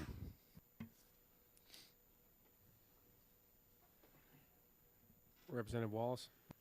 Thank you. Mr. Chair, and thanks for taking my question, Representative. In your situation, or if this were to become law, what is going to stop that individual who's been convicted of aggravated OUI or subsequent offenses, who has this interlock device in their motor vehicle, but only in the father's motor vehicle in your hypothetical? What is to prevent him from using his son's car while the son is at school, because he's got to run down to the store to get something after he's been working in the yard, drinking beer, mowing his lawn? What's going to prevent him from operating that vehicle? The only thing that would prevent him from operating that vehicle is if he was stopped while driving, then this law would take full force against him not being in compliance. If he had all 4 of his cars registered in his name with the interlock device, what's going to stop him from borrowing his neighbor's car? Should he pay for his neighbor to have interlock? You can't, if a guy's going to break a law, he's going to break a law. The law says, in with the amendment, or even without the amendment, here's your chance. The car you're driving must have an interlock device in it. If you drive without an interlock device, then you're in violation. So what would stop him from borrowing his friend's car would be the police stop. That's what would stop him from borrowing the friend's car, because then he has to answer to the court for that. Well, just to understand, the neighbor, the friend,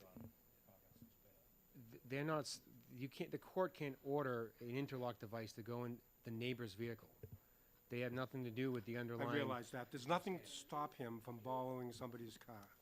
Exactly, but the idea of this entire policy is to try to prevent the person from operating a motor vehicle as much as we can by requiring them to have an interlocking device in any vehicles that they either are driving or there's a strong likelihood that they will operate, which, again, a car registered in their name, that is a fair presumption to make. There's no reason to think that that would not happen. So, again, I'm just going to remind everyone, we completely rejected this policy last week. If someone's, it was discussed for about 45 minutes, I want to say. The committee collectively did. The majority of the committee. Thank you, Representative Newman.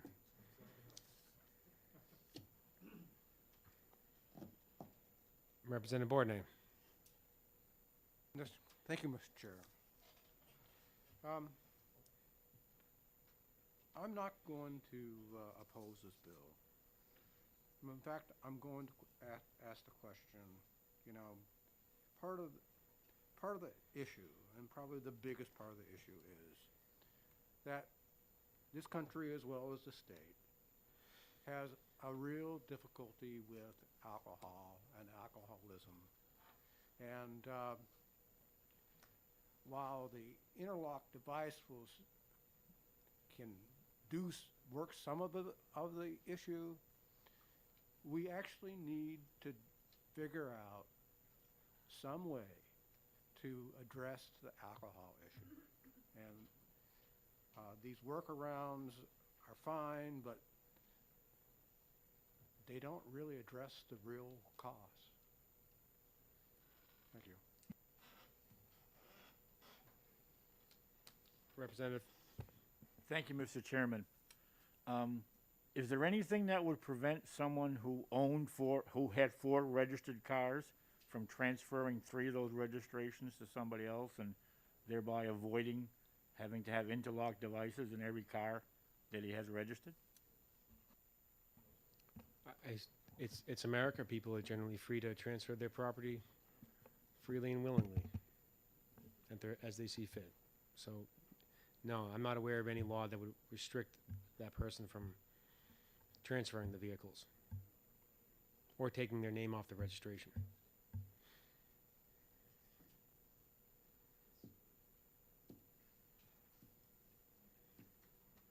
Do any members wish to speak that have not spoke already?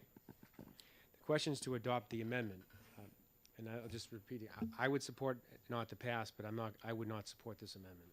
That's just where I stand. Representative Ray Newman, do you wish to speak?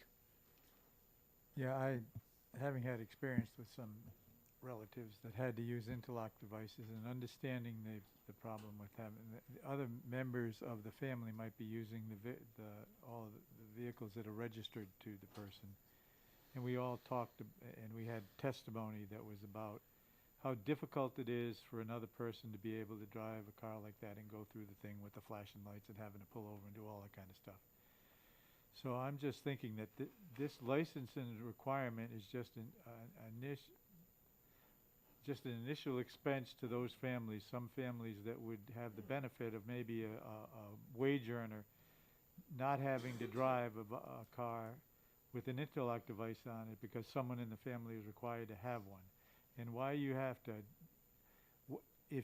I don't think you solve your problem that you're apparently attempting to do by having them having to register all their vehicles no matter how many there are. I mean, we should have, if somebody has a court order to not drive a car without an interlock device, then they should be held fully accountable when they drive a car without an interlock device. But putting that extra burden on families, again, we're kind of doing around the corner, try to fix it, and I don't think that it reaches whatever we're trying to get here. Thank you. If I may respond to, is there any concern about the burden towards other families when this is an aggravated situation where someone is involved in an accident because they're impaired, or we're now dealing with someone who's been convicted for the second or third or fourth time? So we're dealing with a repeat offender, and we're trying to prevent that conduct from continuing to happen, that every time it happens poses a threat to public safety.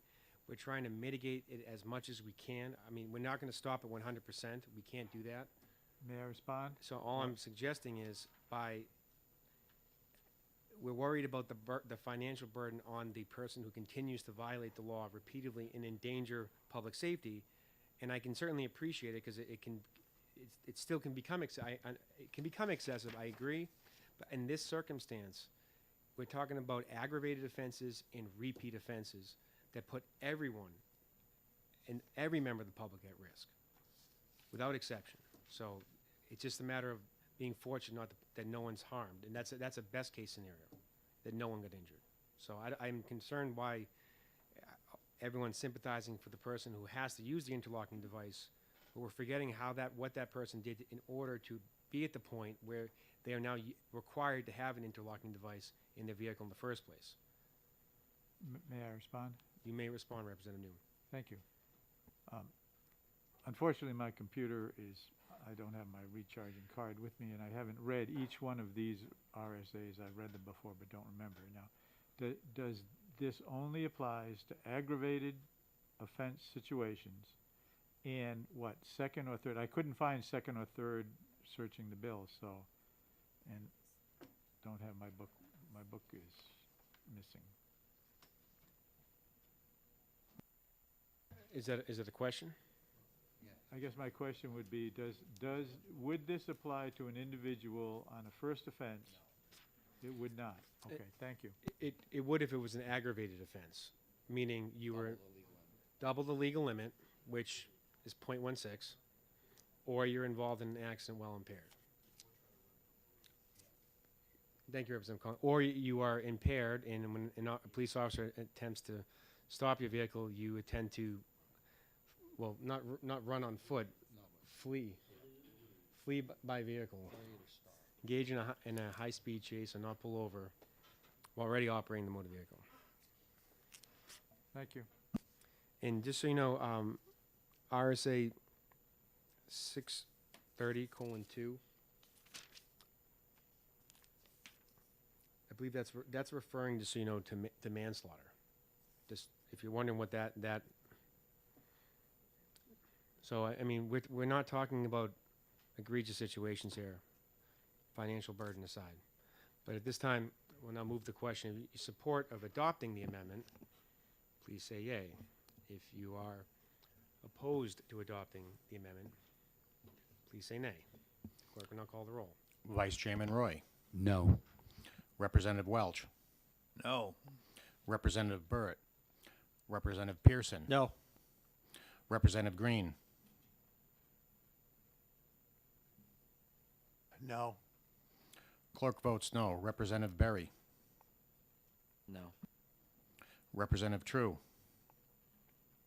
Yay. Representative Pratt. No. Representative Marston. No. Representative Harriet Gathright. Yes. Representative Sue Newman. No. Representative O'Hearn. No. Representative Bourdonnais. No. Representative Muse. No. Representative Ray Newman. No. Representative Heath. No. Representative Conley. No. Representative Laflamme. Yes. Representative Hamblett. No. Chairman Abbas. The chair votes no. 3 yeas, 17 nays, 1 not voting. The amendment fails.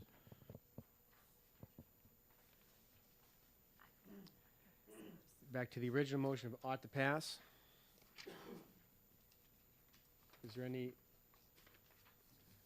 Representative Welch wish to discuss the original motion of ought to pass? I don't have the bill in front of me, and I got caught short here.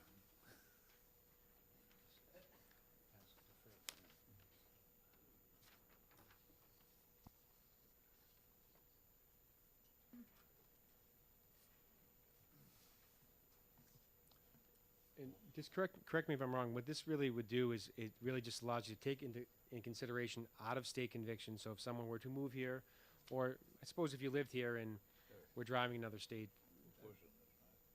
it would be able to take that in consideration when it comes to the interlocking device. So if you were to commit vehicular manslaughter in another jurisdiction, well, the state of New Hampshire could require an interlocking device in your vehicle. That's what the underlying bill would do. I agree with the chairman. Do any members wish to speak on the motion of ought to pass? Seeing no hands, Representative Ray Newman.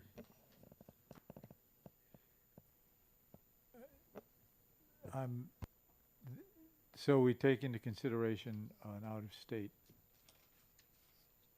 problem. And that would then, I'm going to withdraw my question. At this time, we'll now move the question. If you're in support of the motion of ought to pass, please say yea. If you are opposed, please say nay. The clerk will now call the roll. Vice Chairman Roy. Yes. Representative Welch. Yes. Representative Burrett. Representative Pearson. Yes. Representative Green. Yes. Clerk votes yes. Representative Berry. Yes. Representative True. Nay. Representative Pratt. Yes. Representative Marston. Yes. Representative Harriet Gathright. No. Representative Sue Newman. Yes. Representative O'Hearn. Yes. Representative Bourdonnais. Yes. Representative Muse. Yes. Representative Ray Newman. Yes. Representative Heath. Yes. Representative Conley. Yes. Representative Laflamme.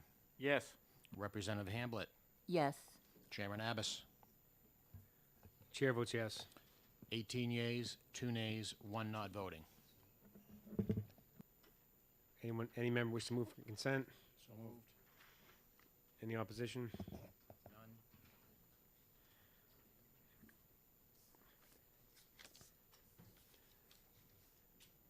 At this time, we will now close the executive session on House Bill 1246. Would there be a minority report?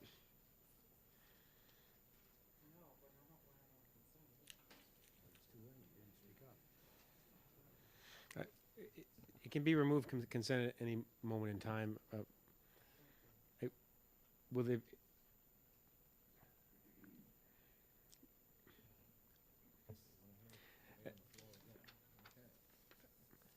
At this time, we will now open the executive session on House Bill 1476 relative to persons arrested while out on bail.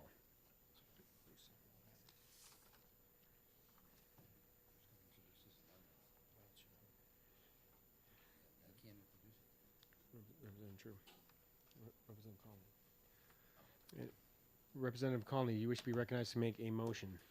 Mr. Chairman, I'd move on to pass on HB 1476 with amendment 2022-0895H.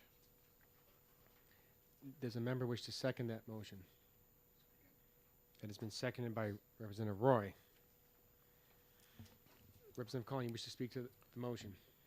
I will, Mr. Chairman. What we have before us with this amendment represents a real compromise from the original bill that takes into account concerns raised by this committee around the initial proposal. So what this bill would, or what the amendment would do, is reduce the amount of time somebody could be held pending coming before a judge, and it would change the standard by which somebody would need to come before a judge. So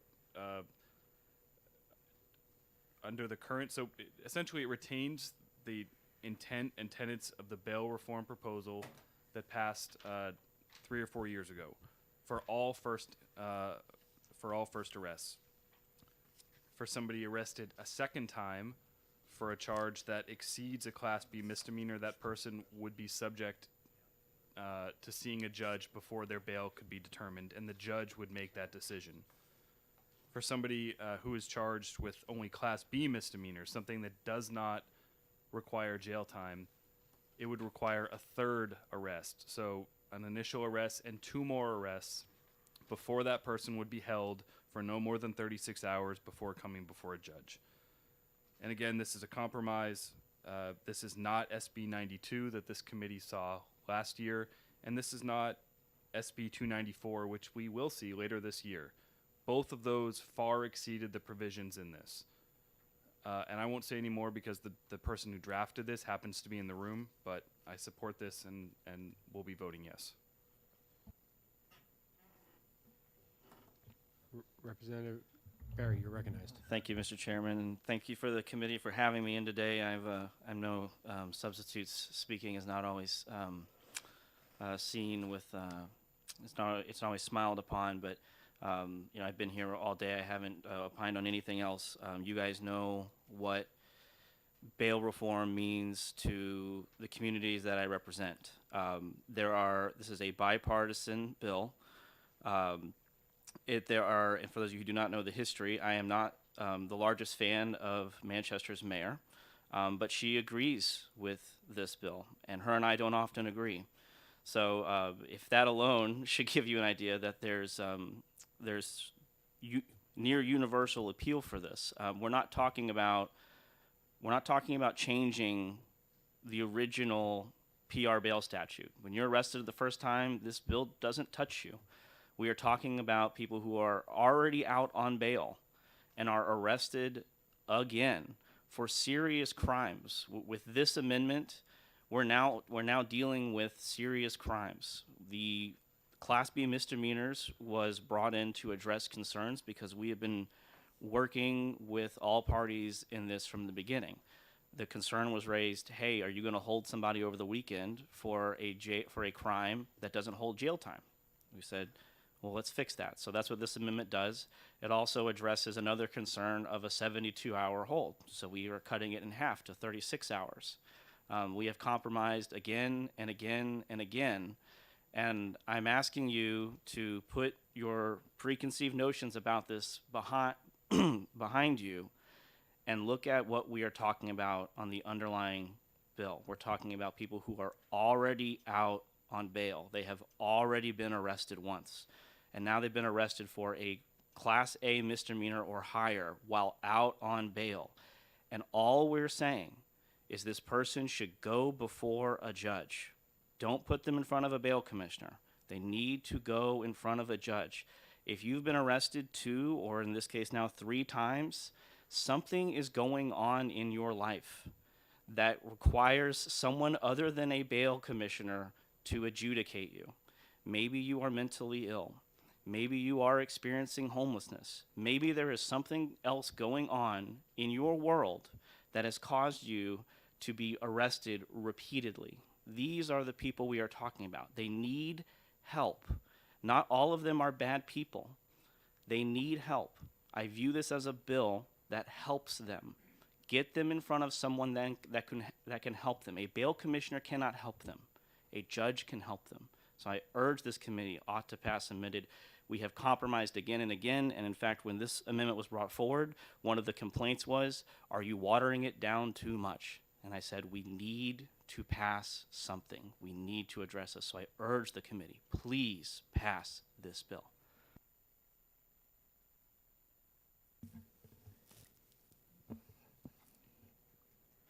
Any silence? No other members wish to address? Representative Sue Newman. Yes, thank you. Mr. Chairman, may I ask that representative a question? Yes, and Yes. Representative Barry, you may respond to the question if you are able to Yes, answer. thank you. For my benefit, could you please explain your opinion on the difference between a person seeing a judge versus a bail commissioner? Thank you. So yes, the issue of a bail, and I spoke this in my testimony when I introduced the bill. The entire issue of PR bail and how we're handling repeat offenders is not being managed well, in my opinion. People who are arrested again and again and again, there's something going on with them. And in the very first year, I introduced a bill to try to address the bail commissioners, because when I spoke with stakeholders, including members of law enforcement, virtually everyone pointed to the bail commissioners. That happened. So I introduced a bill to adjust, excuse me, how the bail commissioners were basically who they reported to, how often they would be renewed, and those sort of things. And the legislator had zero interest in it, and the bail commissioners blame the judges when something in bail doesn't go right, because they say, well, we report to the judges, we're following the judge's orders. So by putting these people in front of a judge, we're putting them in front of the person that is supposed to be overseeing the bail commissioner. And my hope is that the judges will do a better job, which I believe they will. I'm not trying to say bail commissioners aren't good people, they're not smart, but I think a judge will do a better job in getting them the appropriate bail or help or preliminary adjudication that they need, because clearly the system is failing them. And that doesn't necessarily mean that the bail commissioner in that exact instance failed them, but we need to kind of kick that person up the chain a little bit, because clearly the system is failing them. If you've been arrested 3 times while you're already out on bail, the system is failing you.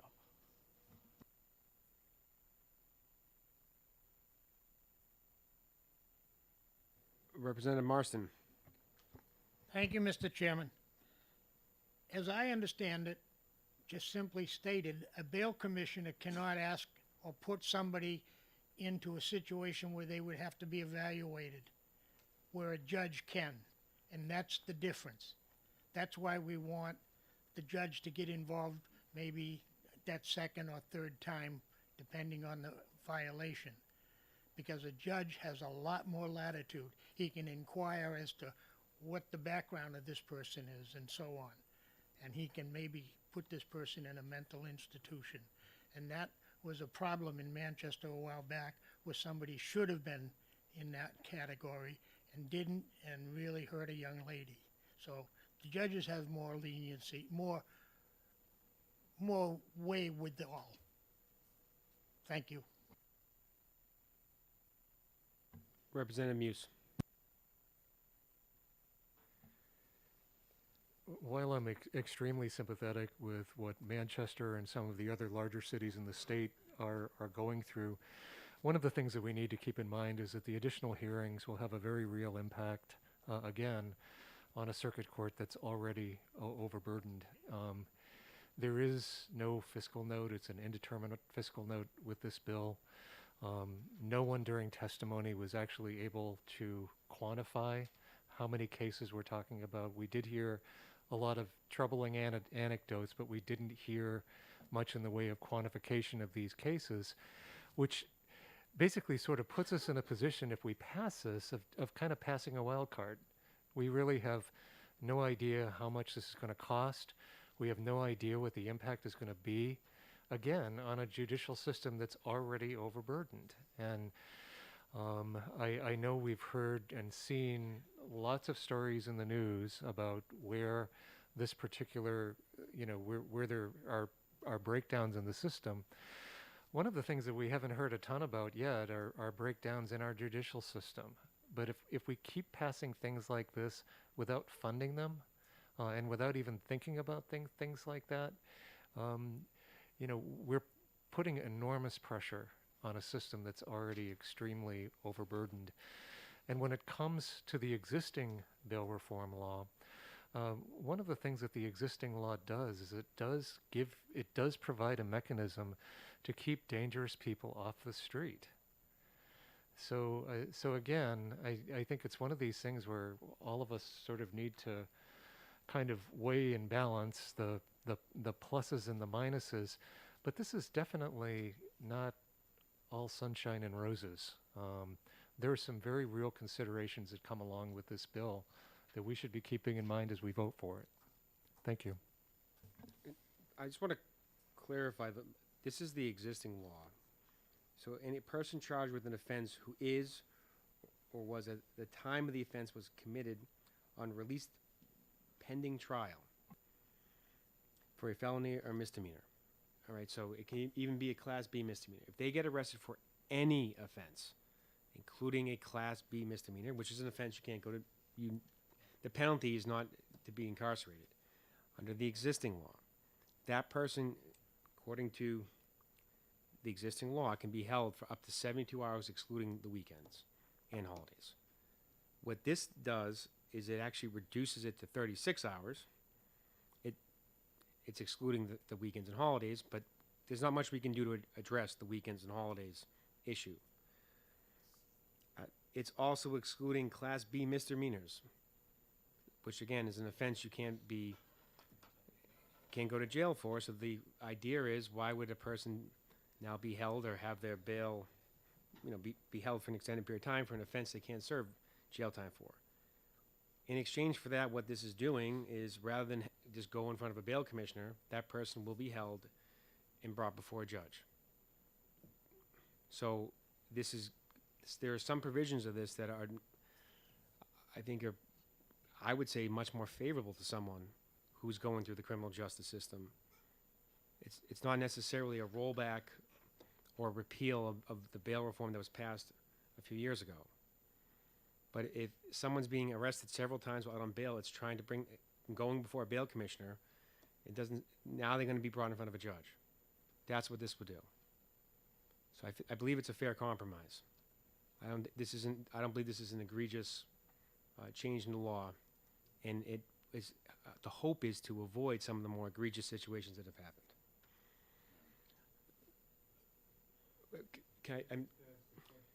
Of the chair, just to clarify what you just read, does it say shall or may in the current law?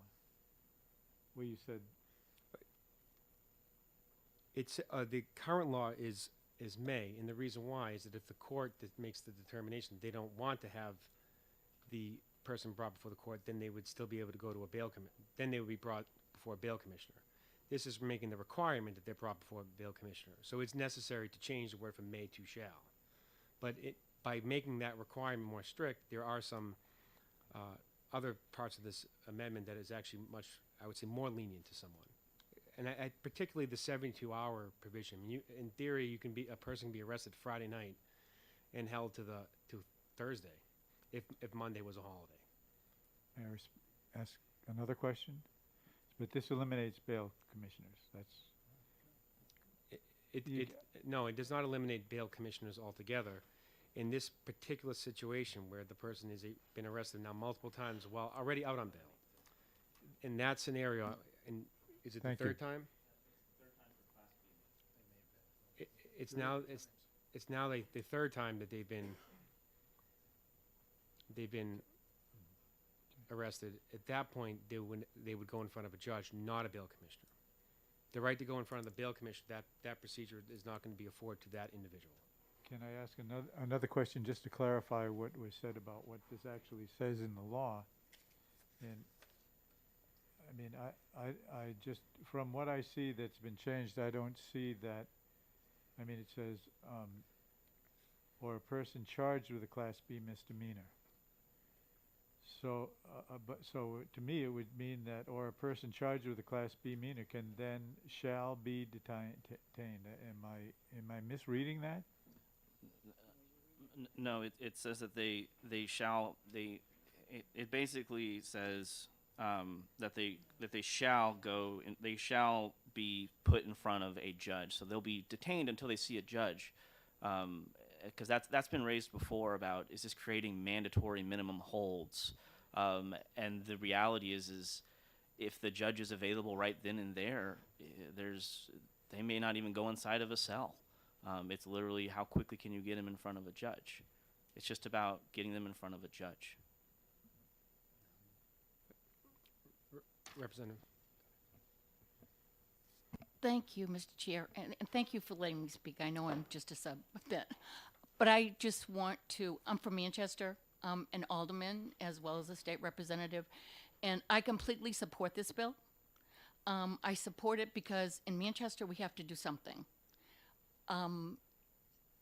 Week after week, I see and I hear about the repeat offenders. I see them in our parks. We have an issue. We have a serious problem. And do I think this is the panacea? No. But you know what? It's a beginning. Going in front of a judge begins to spark the fact that what we need is a series of services for these folks because they probably need mental health. They need work. They need different services. But we don't have those in place right now. So in light of that, I plan to vote yes on this bill today because my city needs this bill. Thank you very much. Representative Roy. Thank you, Mr. Chairman. I just want to briefly address the concerns regarding the fiscal notes and while I'm very pleased to hear my friend from Portsmouth's concern over the fiscal expenses, this is solely within the ability of the court to manage the cost of this. The court, as we've heard, controls the bail commissioners. The court instructs the bail commissioners on how they should be issuing bail and not. So with regard to whether or not someone's released or not, that's up to the courts to instruct the bail commissioners. The courts are free to conduct phone bail hearings. We already know that we have judges on call 24 hours a day for domestic violence issues over the weekend. The same judge could also hear bail issues. There's a lot of room in there for them to move. Do they need more judges? Perhaps, and we can hear that in the next time it's time for a budget. But currently, we, as the good representative just said, we have a serious public safety issue that has to be dealt with.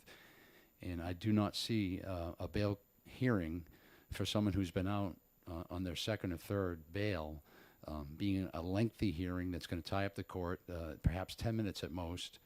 And as I said, it can be done over the phone if they allocate the resources that they already are using over the weekends and holidays.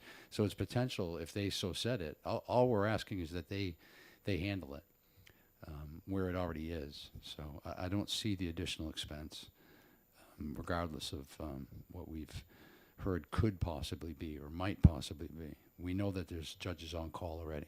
Thank you. Representative Conley. Thank you. One of the things we hear with this bill is that this is a Manchester bill solving a Manchester problem, and it's not a Manchester only problem. My city of Dover is a small city in a small state, and this problem is affecting us. It's affecting our neighbors in Somersworth. It's affecting our neighbors to the north in Rochester. Every city in this state and every town of any size is dealing with situations that would be addressed by this bill. So it's a statewide issue, and this fix is needed.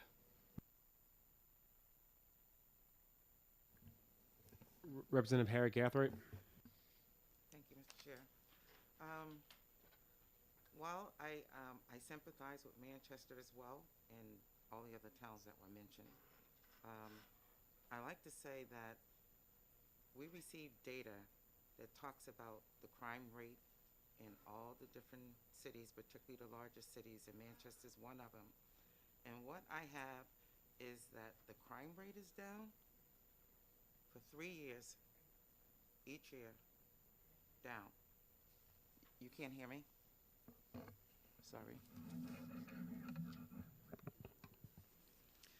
What I'm saying is that the total crime rate is down 2018, 2019, 2020. I'm assuming that you guys are referring to 2021, which I don't have the data on.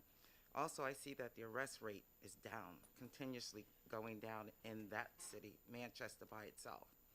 So what I'm saying is that we have a social issue, and I don't think that it's right to address a social issue by locking people up. You don't know what that situation is, and no, you don't have to necessarily, I know that we, for example, in Nashua, a police officer can call one of the social agencies to get a person, you know. That person doesn't have to wait to go to a court for a judge to say you need help. They can automatically take a person to St. Joe's or one of the other facilities. So I'm not sure what Manchester's doing with the social issues, but I don't know. Maybe it's something, a conversation between mayors that could help with that type of situation. But to say, lock them up, I have a problem with that. And most of the people that are doing or recommitting those crimes are people that are homeless.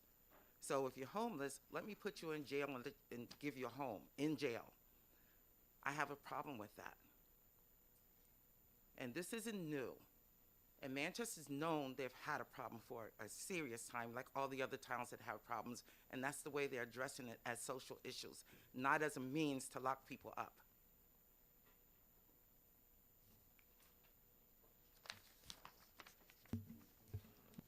Representative Pearson. Thank you.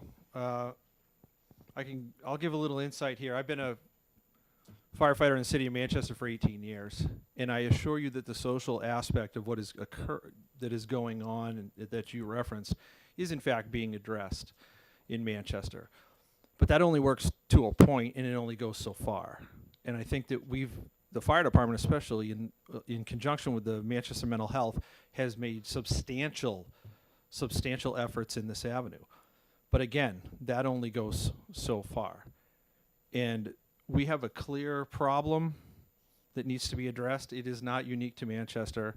My constituents in Derry deal with it in a little bit of a different way, but I don't want to see this turned into us throwing darts at a map here into who's got problems where. And this is an overreach. This is a much wider issue than just what the Queen City's dealing with. So I know we can get on a tangent here about specifics because Manchester gets a lot of TV cameras and a lot of press and a lot of highlights, but let's not forget that the rest of the communities that have to deal with this don't necessarily just get the press, but it doesn't mean they're not addressing it as well.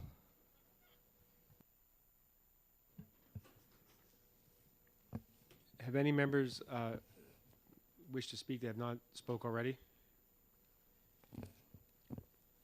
Representative Bourdonnais. Thank you, Mr. Chair. I'm really hesitant to talk about this, but I will speak when I can. Interestingly enough, in New York State, they passed bail reform as well, and now they're looking at repealing parts of bail reform. But one thing about New York State is they actually have data. And the data says that they have a 2% offense rate. So if someone's released on bail, 2% come back. Now, I can assume that this is really basically the same statistics that we're going to be looking at in the state. So that seems to be a minor problem. However, we do know that there are issues in our cities about people that have mental illnesses and people that are homeless. And it seems to me that, and we have, I talked to the chief, Alan Burr from Manchester. He says he does refer people to the closed door or open door or whatever it is. Open Doors project, which help some, but it doesn't take care of all the problems. And he identifies that some of the issues are people might go into a business and sort of make it unpleasant enough that the manager asks them to leave. They don't leave. The police come and take them away, arrest them and take them away. And because he's not really committed a serious offense, they are released again. And before you know it, he's back in that same business, doing the same kind of thing, maybe more aggravated. And he has to call the police again. So maybe the second time, he is more offensive towards the manager when he is asked to leave. So this is a problem that's not going to be solved by putting people in prison, because prison is not going to resolve the problem. It probably is going to make the problem worse, because this person may have mental illness, and being in jail is not going to be a good experience for them. So I don't know the answer, but we need to address this problem on a wider scale than putting them in jail. Thank you. Representative Roy, you're recognized. Thank you, Mr. Chairman. One thing that I heard the representative talk about how arrests are down. One thing you have to think about also, from a perspective of a police officer, this is a very tiring job, and it's a very hard job, and it's a very dangerous job.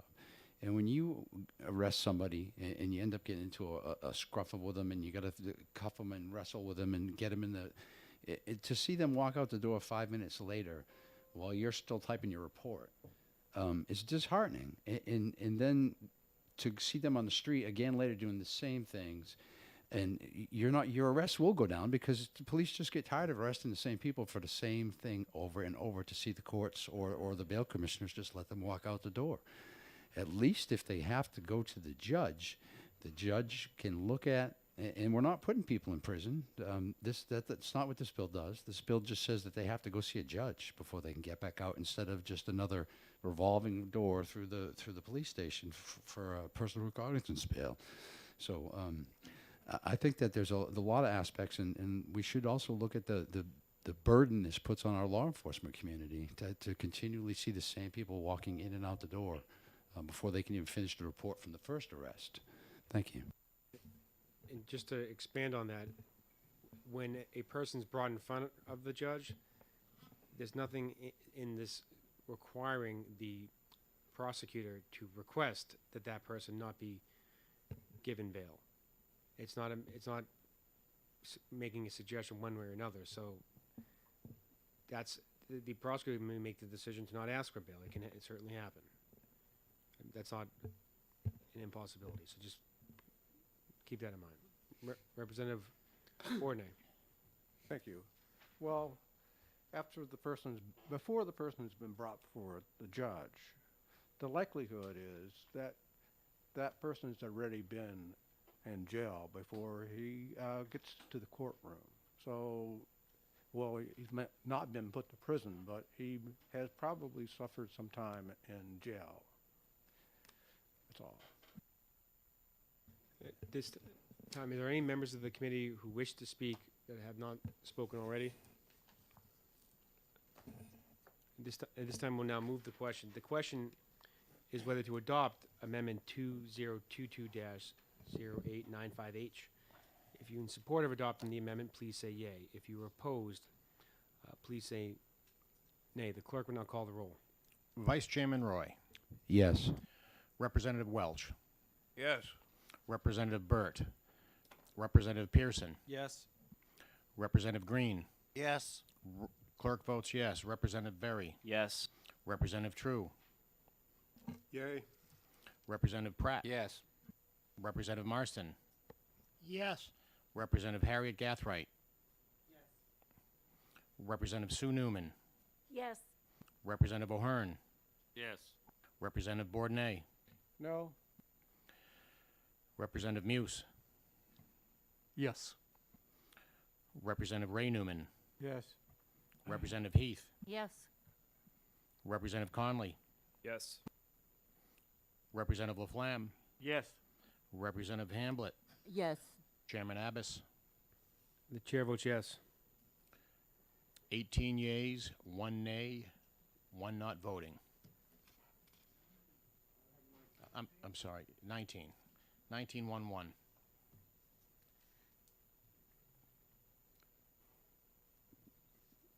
By a vote of 19 yeas and 1 nay, the motion, the amendment is adopted.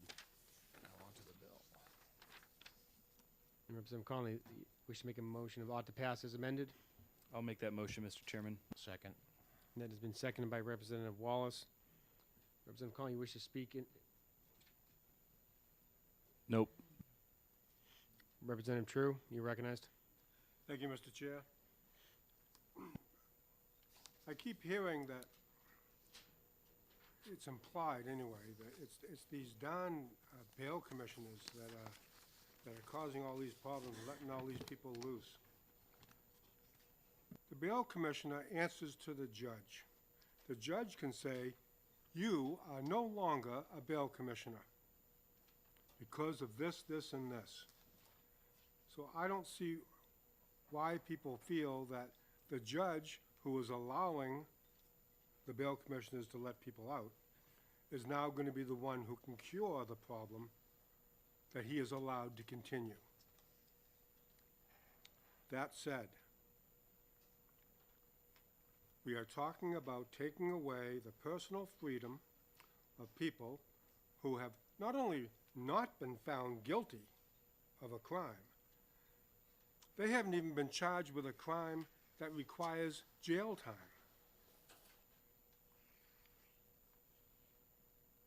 I can't support the state saying, we think you're so bad you should lose your freedom.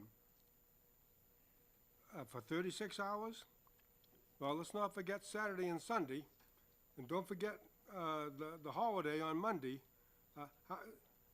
36 hours becomes 72 hours real quick.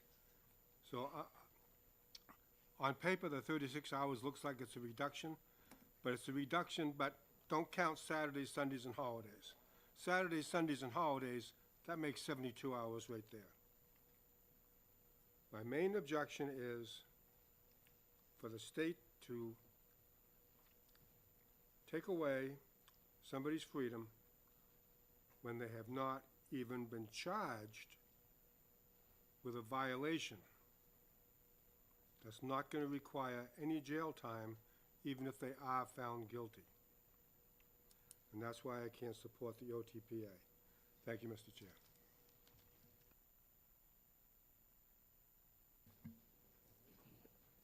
Representative True, the existing law as written, for any offense, a person can be held for 72 hours, excluding weekends and holidays.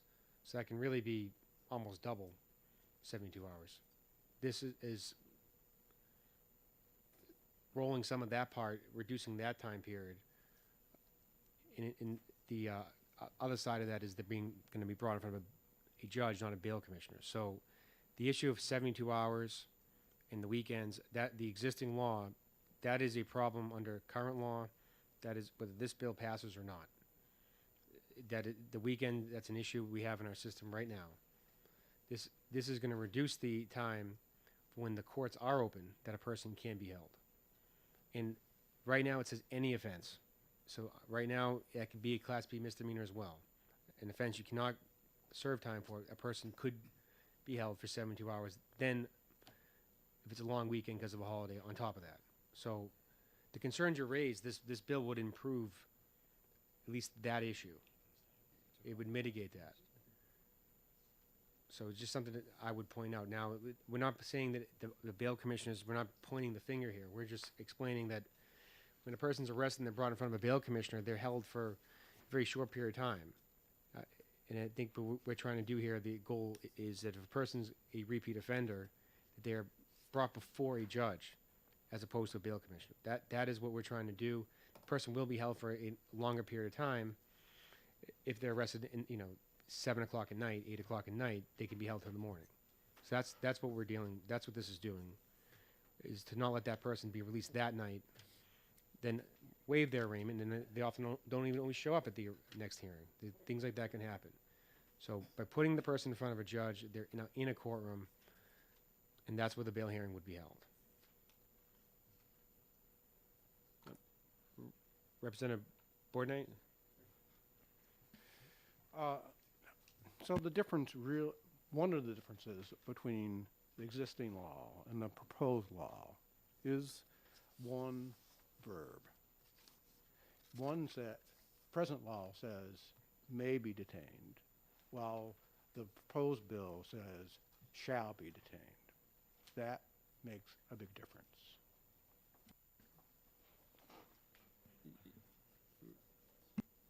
In order to require the person to be brought before a judge as opposed to a bail commissioner, you must change the word may to shall. There's no, that's the reason for that change in the language.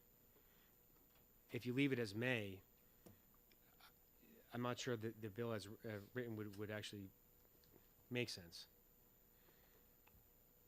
Representative Ray Newman? Thank you.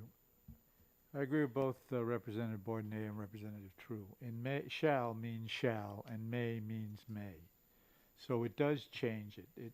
A shall is a requirement. You shall do something, and may says you may do something. So what that is, the reason that shall has to be there is so that the person can't go before a bail commissioner.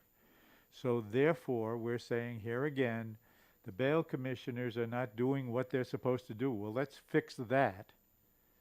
And we've also, I think I've also heard testimony, and I may have been incorrect in the way I interpret it, is that there's a judge around 24 hours on call, but I think I also heard that that was for domestic violence.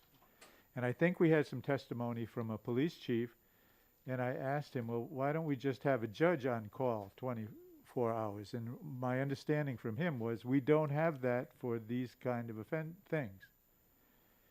So I think that if you have equal justice under the law Monday through Friday, you should have it on the weekends, and that's why why I'm going to oppose this bill.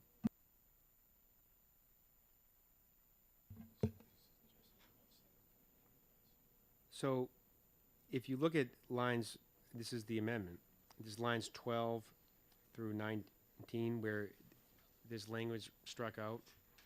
When it's a may, what happens is the court is contacted. Now the court does not have to have the person appear before the court. They can then, and if that's the case and the court does not want to do a bail hearing in the court, then it would revert back to the bail commissioner system. So the may to shall, again, is making it so it does not go to the bail commissioner.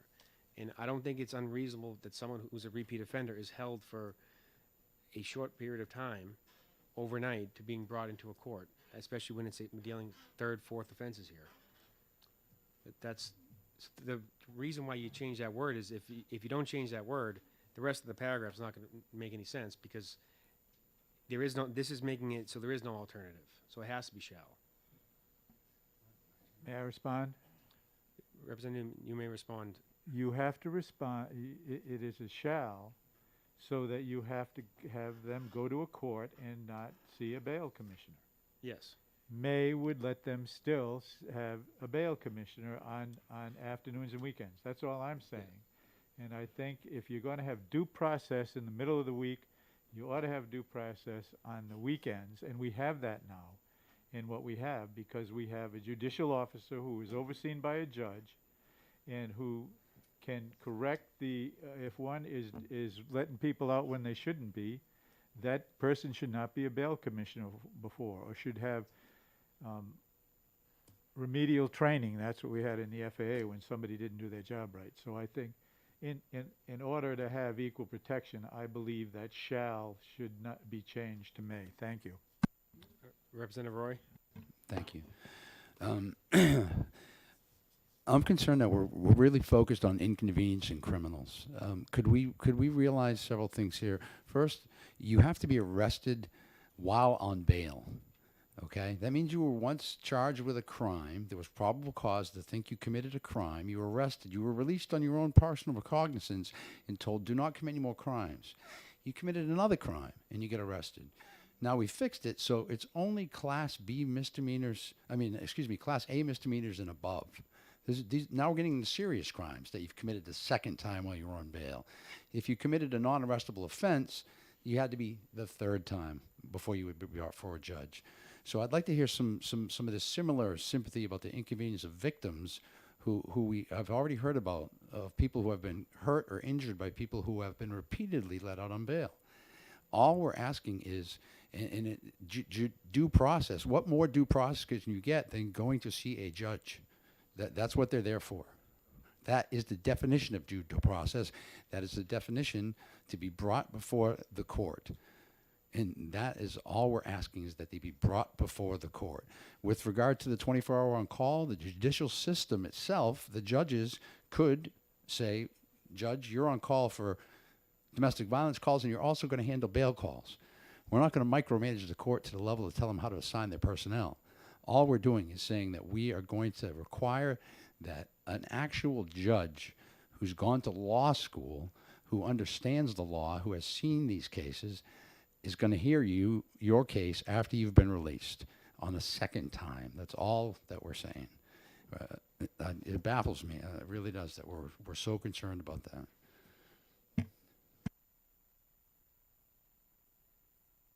Representative Muse, I know you had your hand up. I don't know, do you wish to?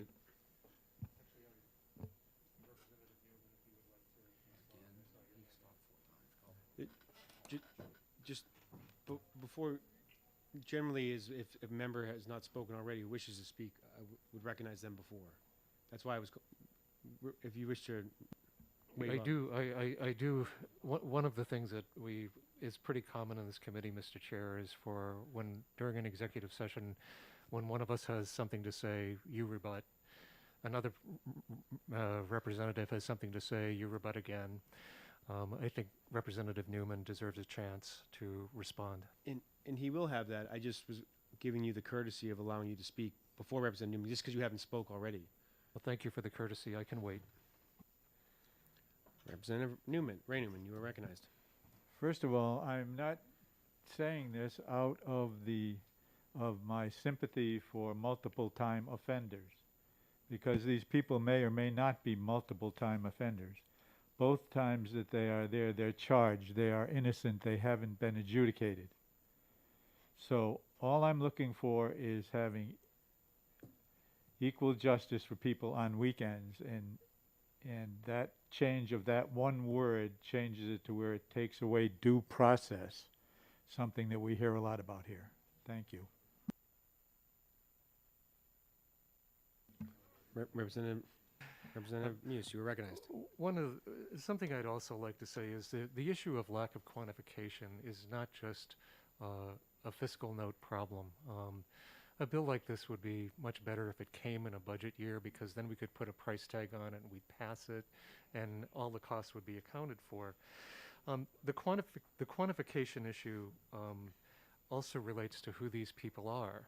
So I think one of the things that we get the impression of when we read the newspaper and we hear the stories is that virtually all of the people who fall into this situation are violent offenders.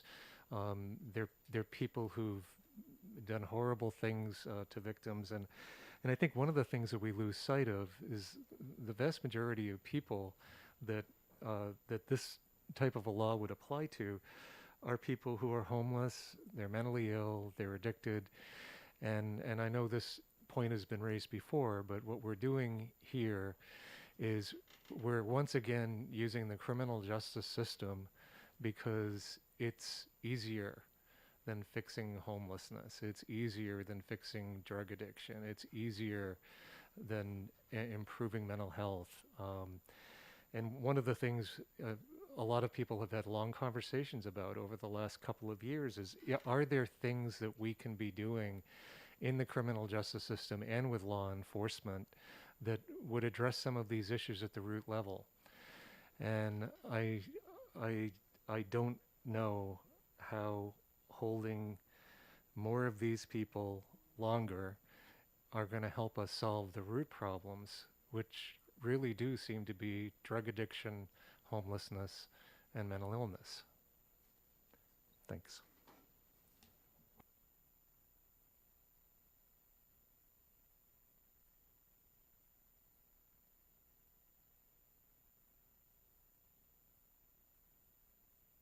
You need to be in your seat when we move the question. It's rule 107.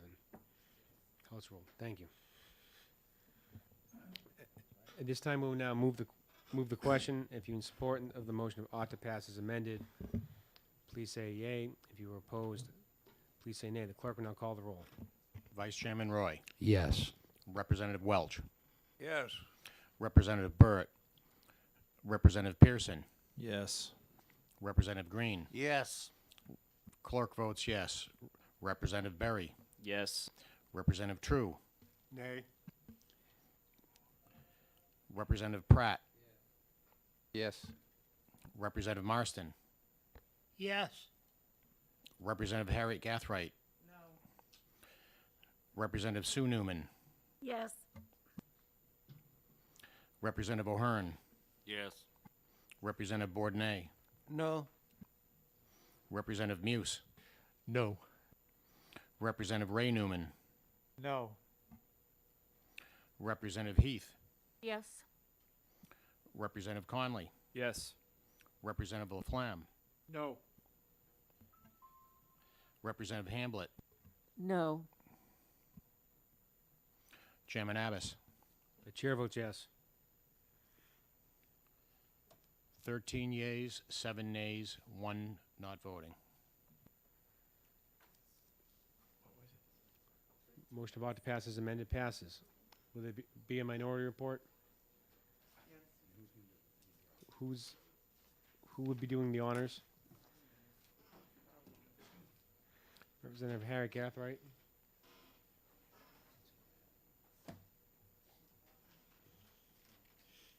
Representative Green, you'll be doing the majority report?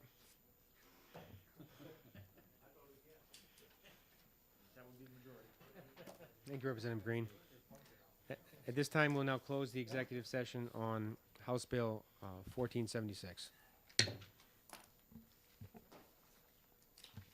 In the committee, will be adjourned for the day.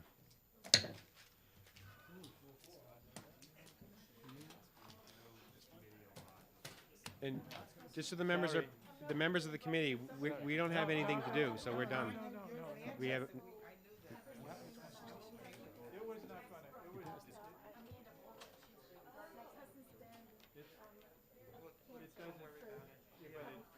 It wasn't gonna make it anyway.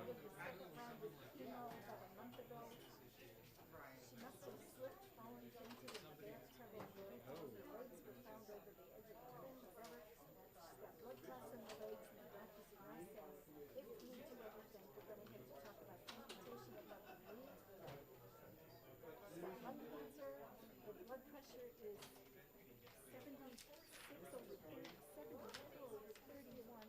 They put a central line in. That's clinical shock. That's real low. Yeah. Yeah, that's clinical And that was with the central line. So what did you, They're trying to, call me. Okay. she's having a medical emergency with a relative. Yeah. Well, before she said, I have to call a doctor, so go out in the hallway, and if it comes to a vote, Yeah, I'll that's knock what on I the door. said too. I said, Oh, you said, great minds. think alike. I've been keeping after her for 40 years, so. Yeah. Well, okay, Ray? It must be a challenge, keep it up sometimes. And, she seems to have a lot of energy. I'm really only 37, and look at me. Yeah, it hasn't affected me a bit. Hey, you got one of these? I got two. No, I got two, I got one. I don't know how I ended up with two. Well, another day with criminal justice. The only thing I have to say is, I do have an issue with changes to the criminal code on an 11 to 10. And I got problems. First time in this committee? Well, welcome, and I hope you enjoyed the show. I enjoyed the show. I really appreciated the debate. The debate was very substantive. I also have a big problem with people who don't turn their microphone off.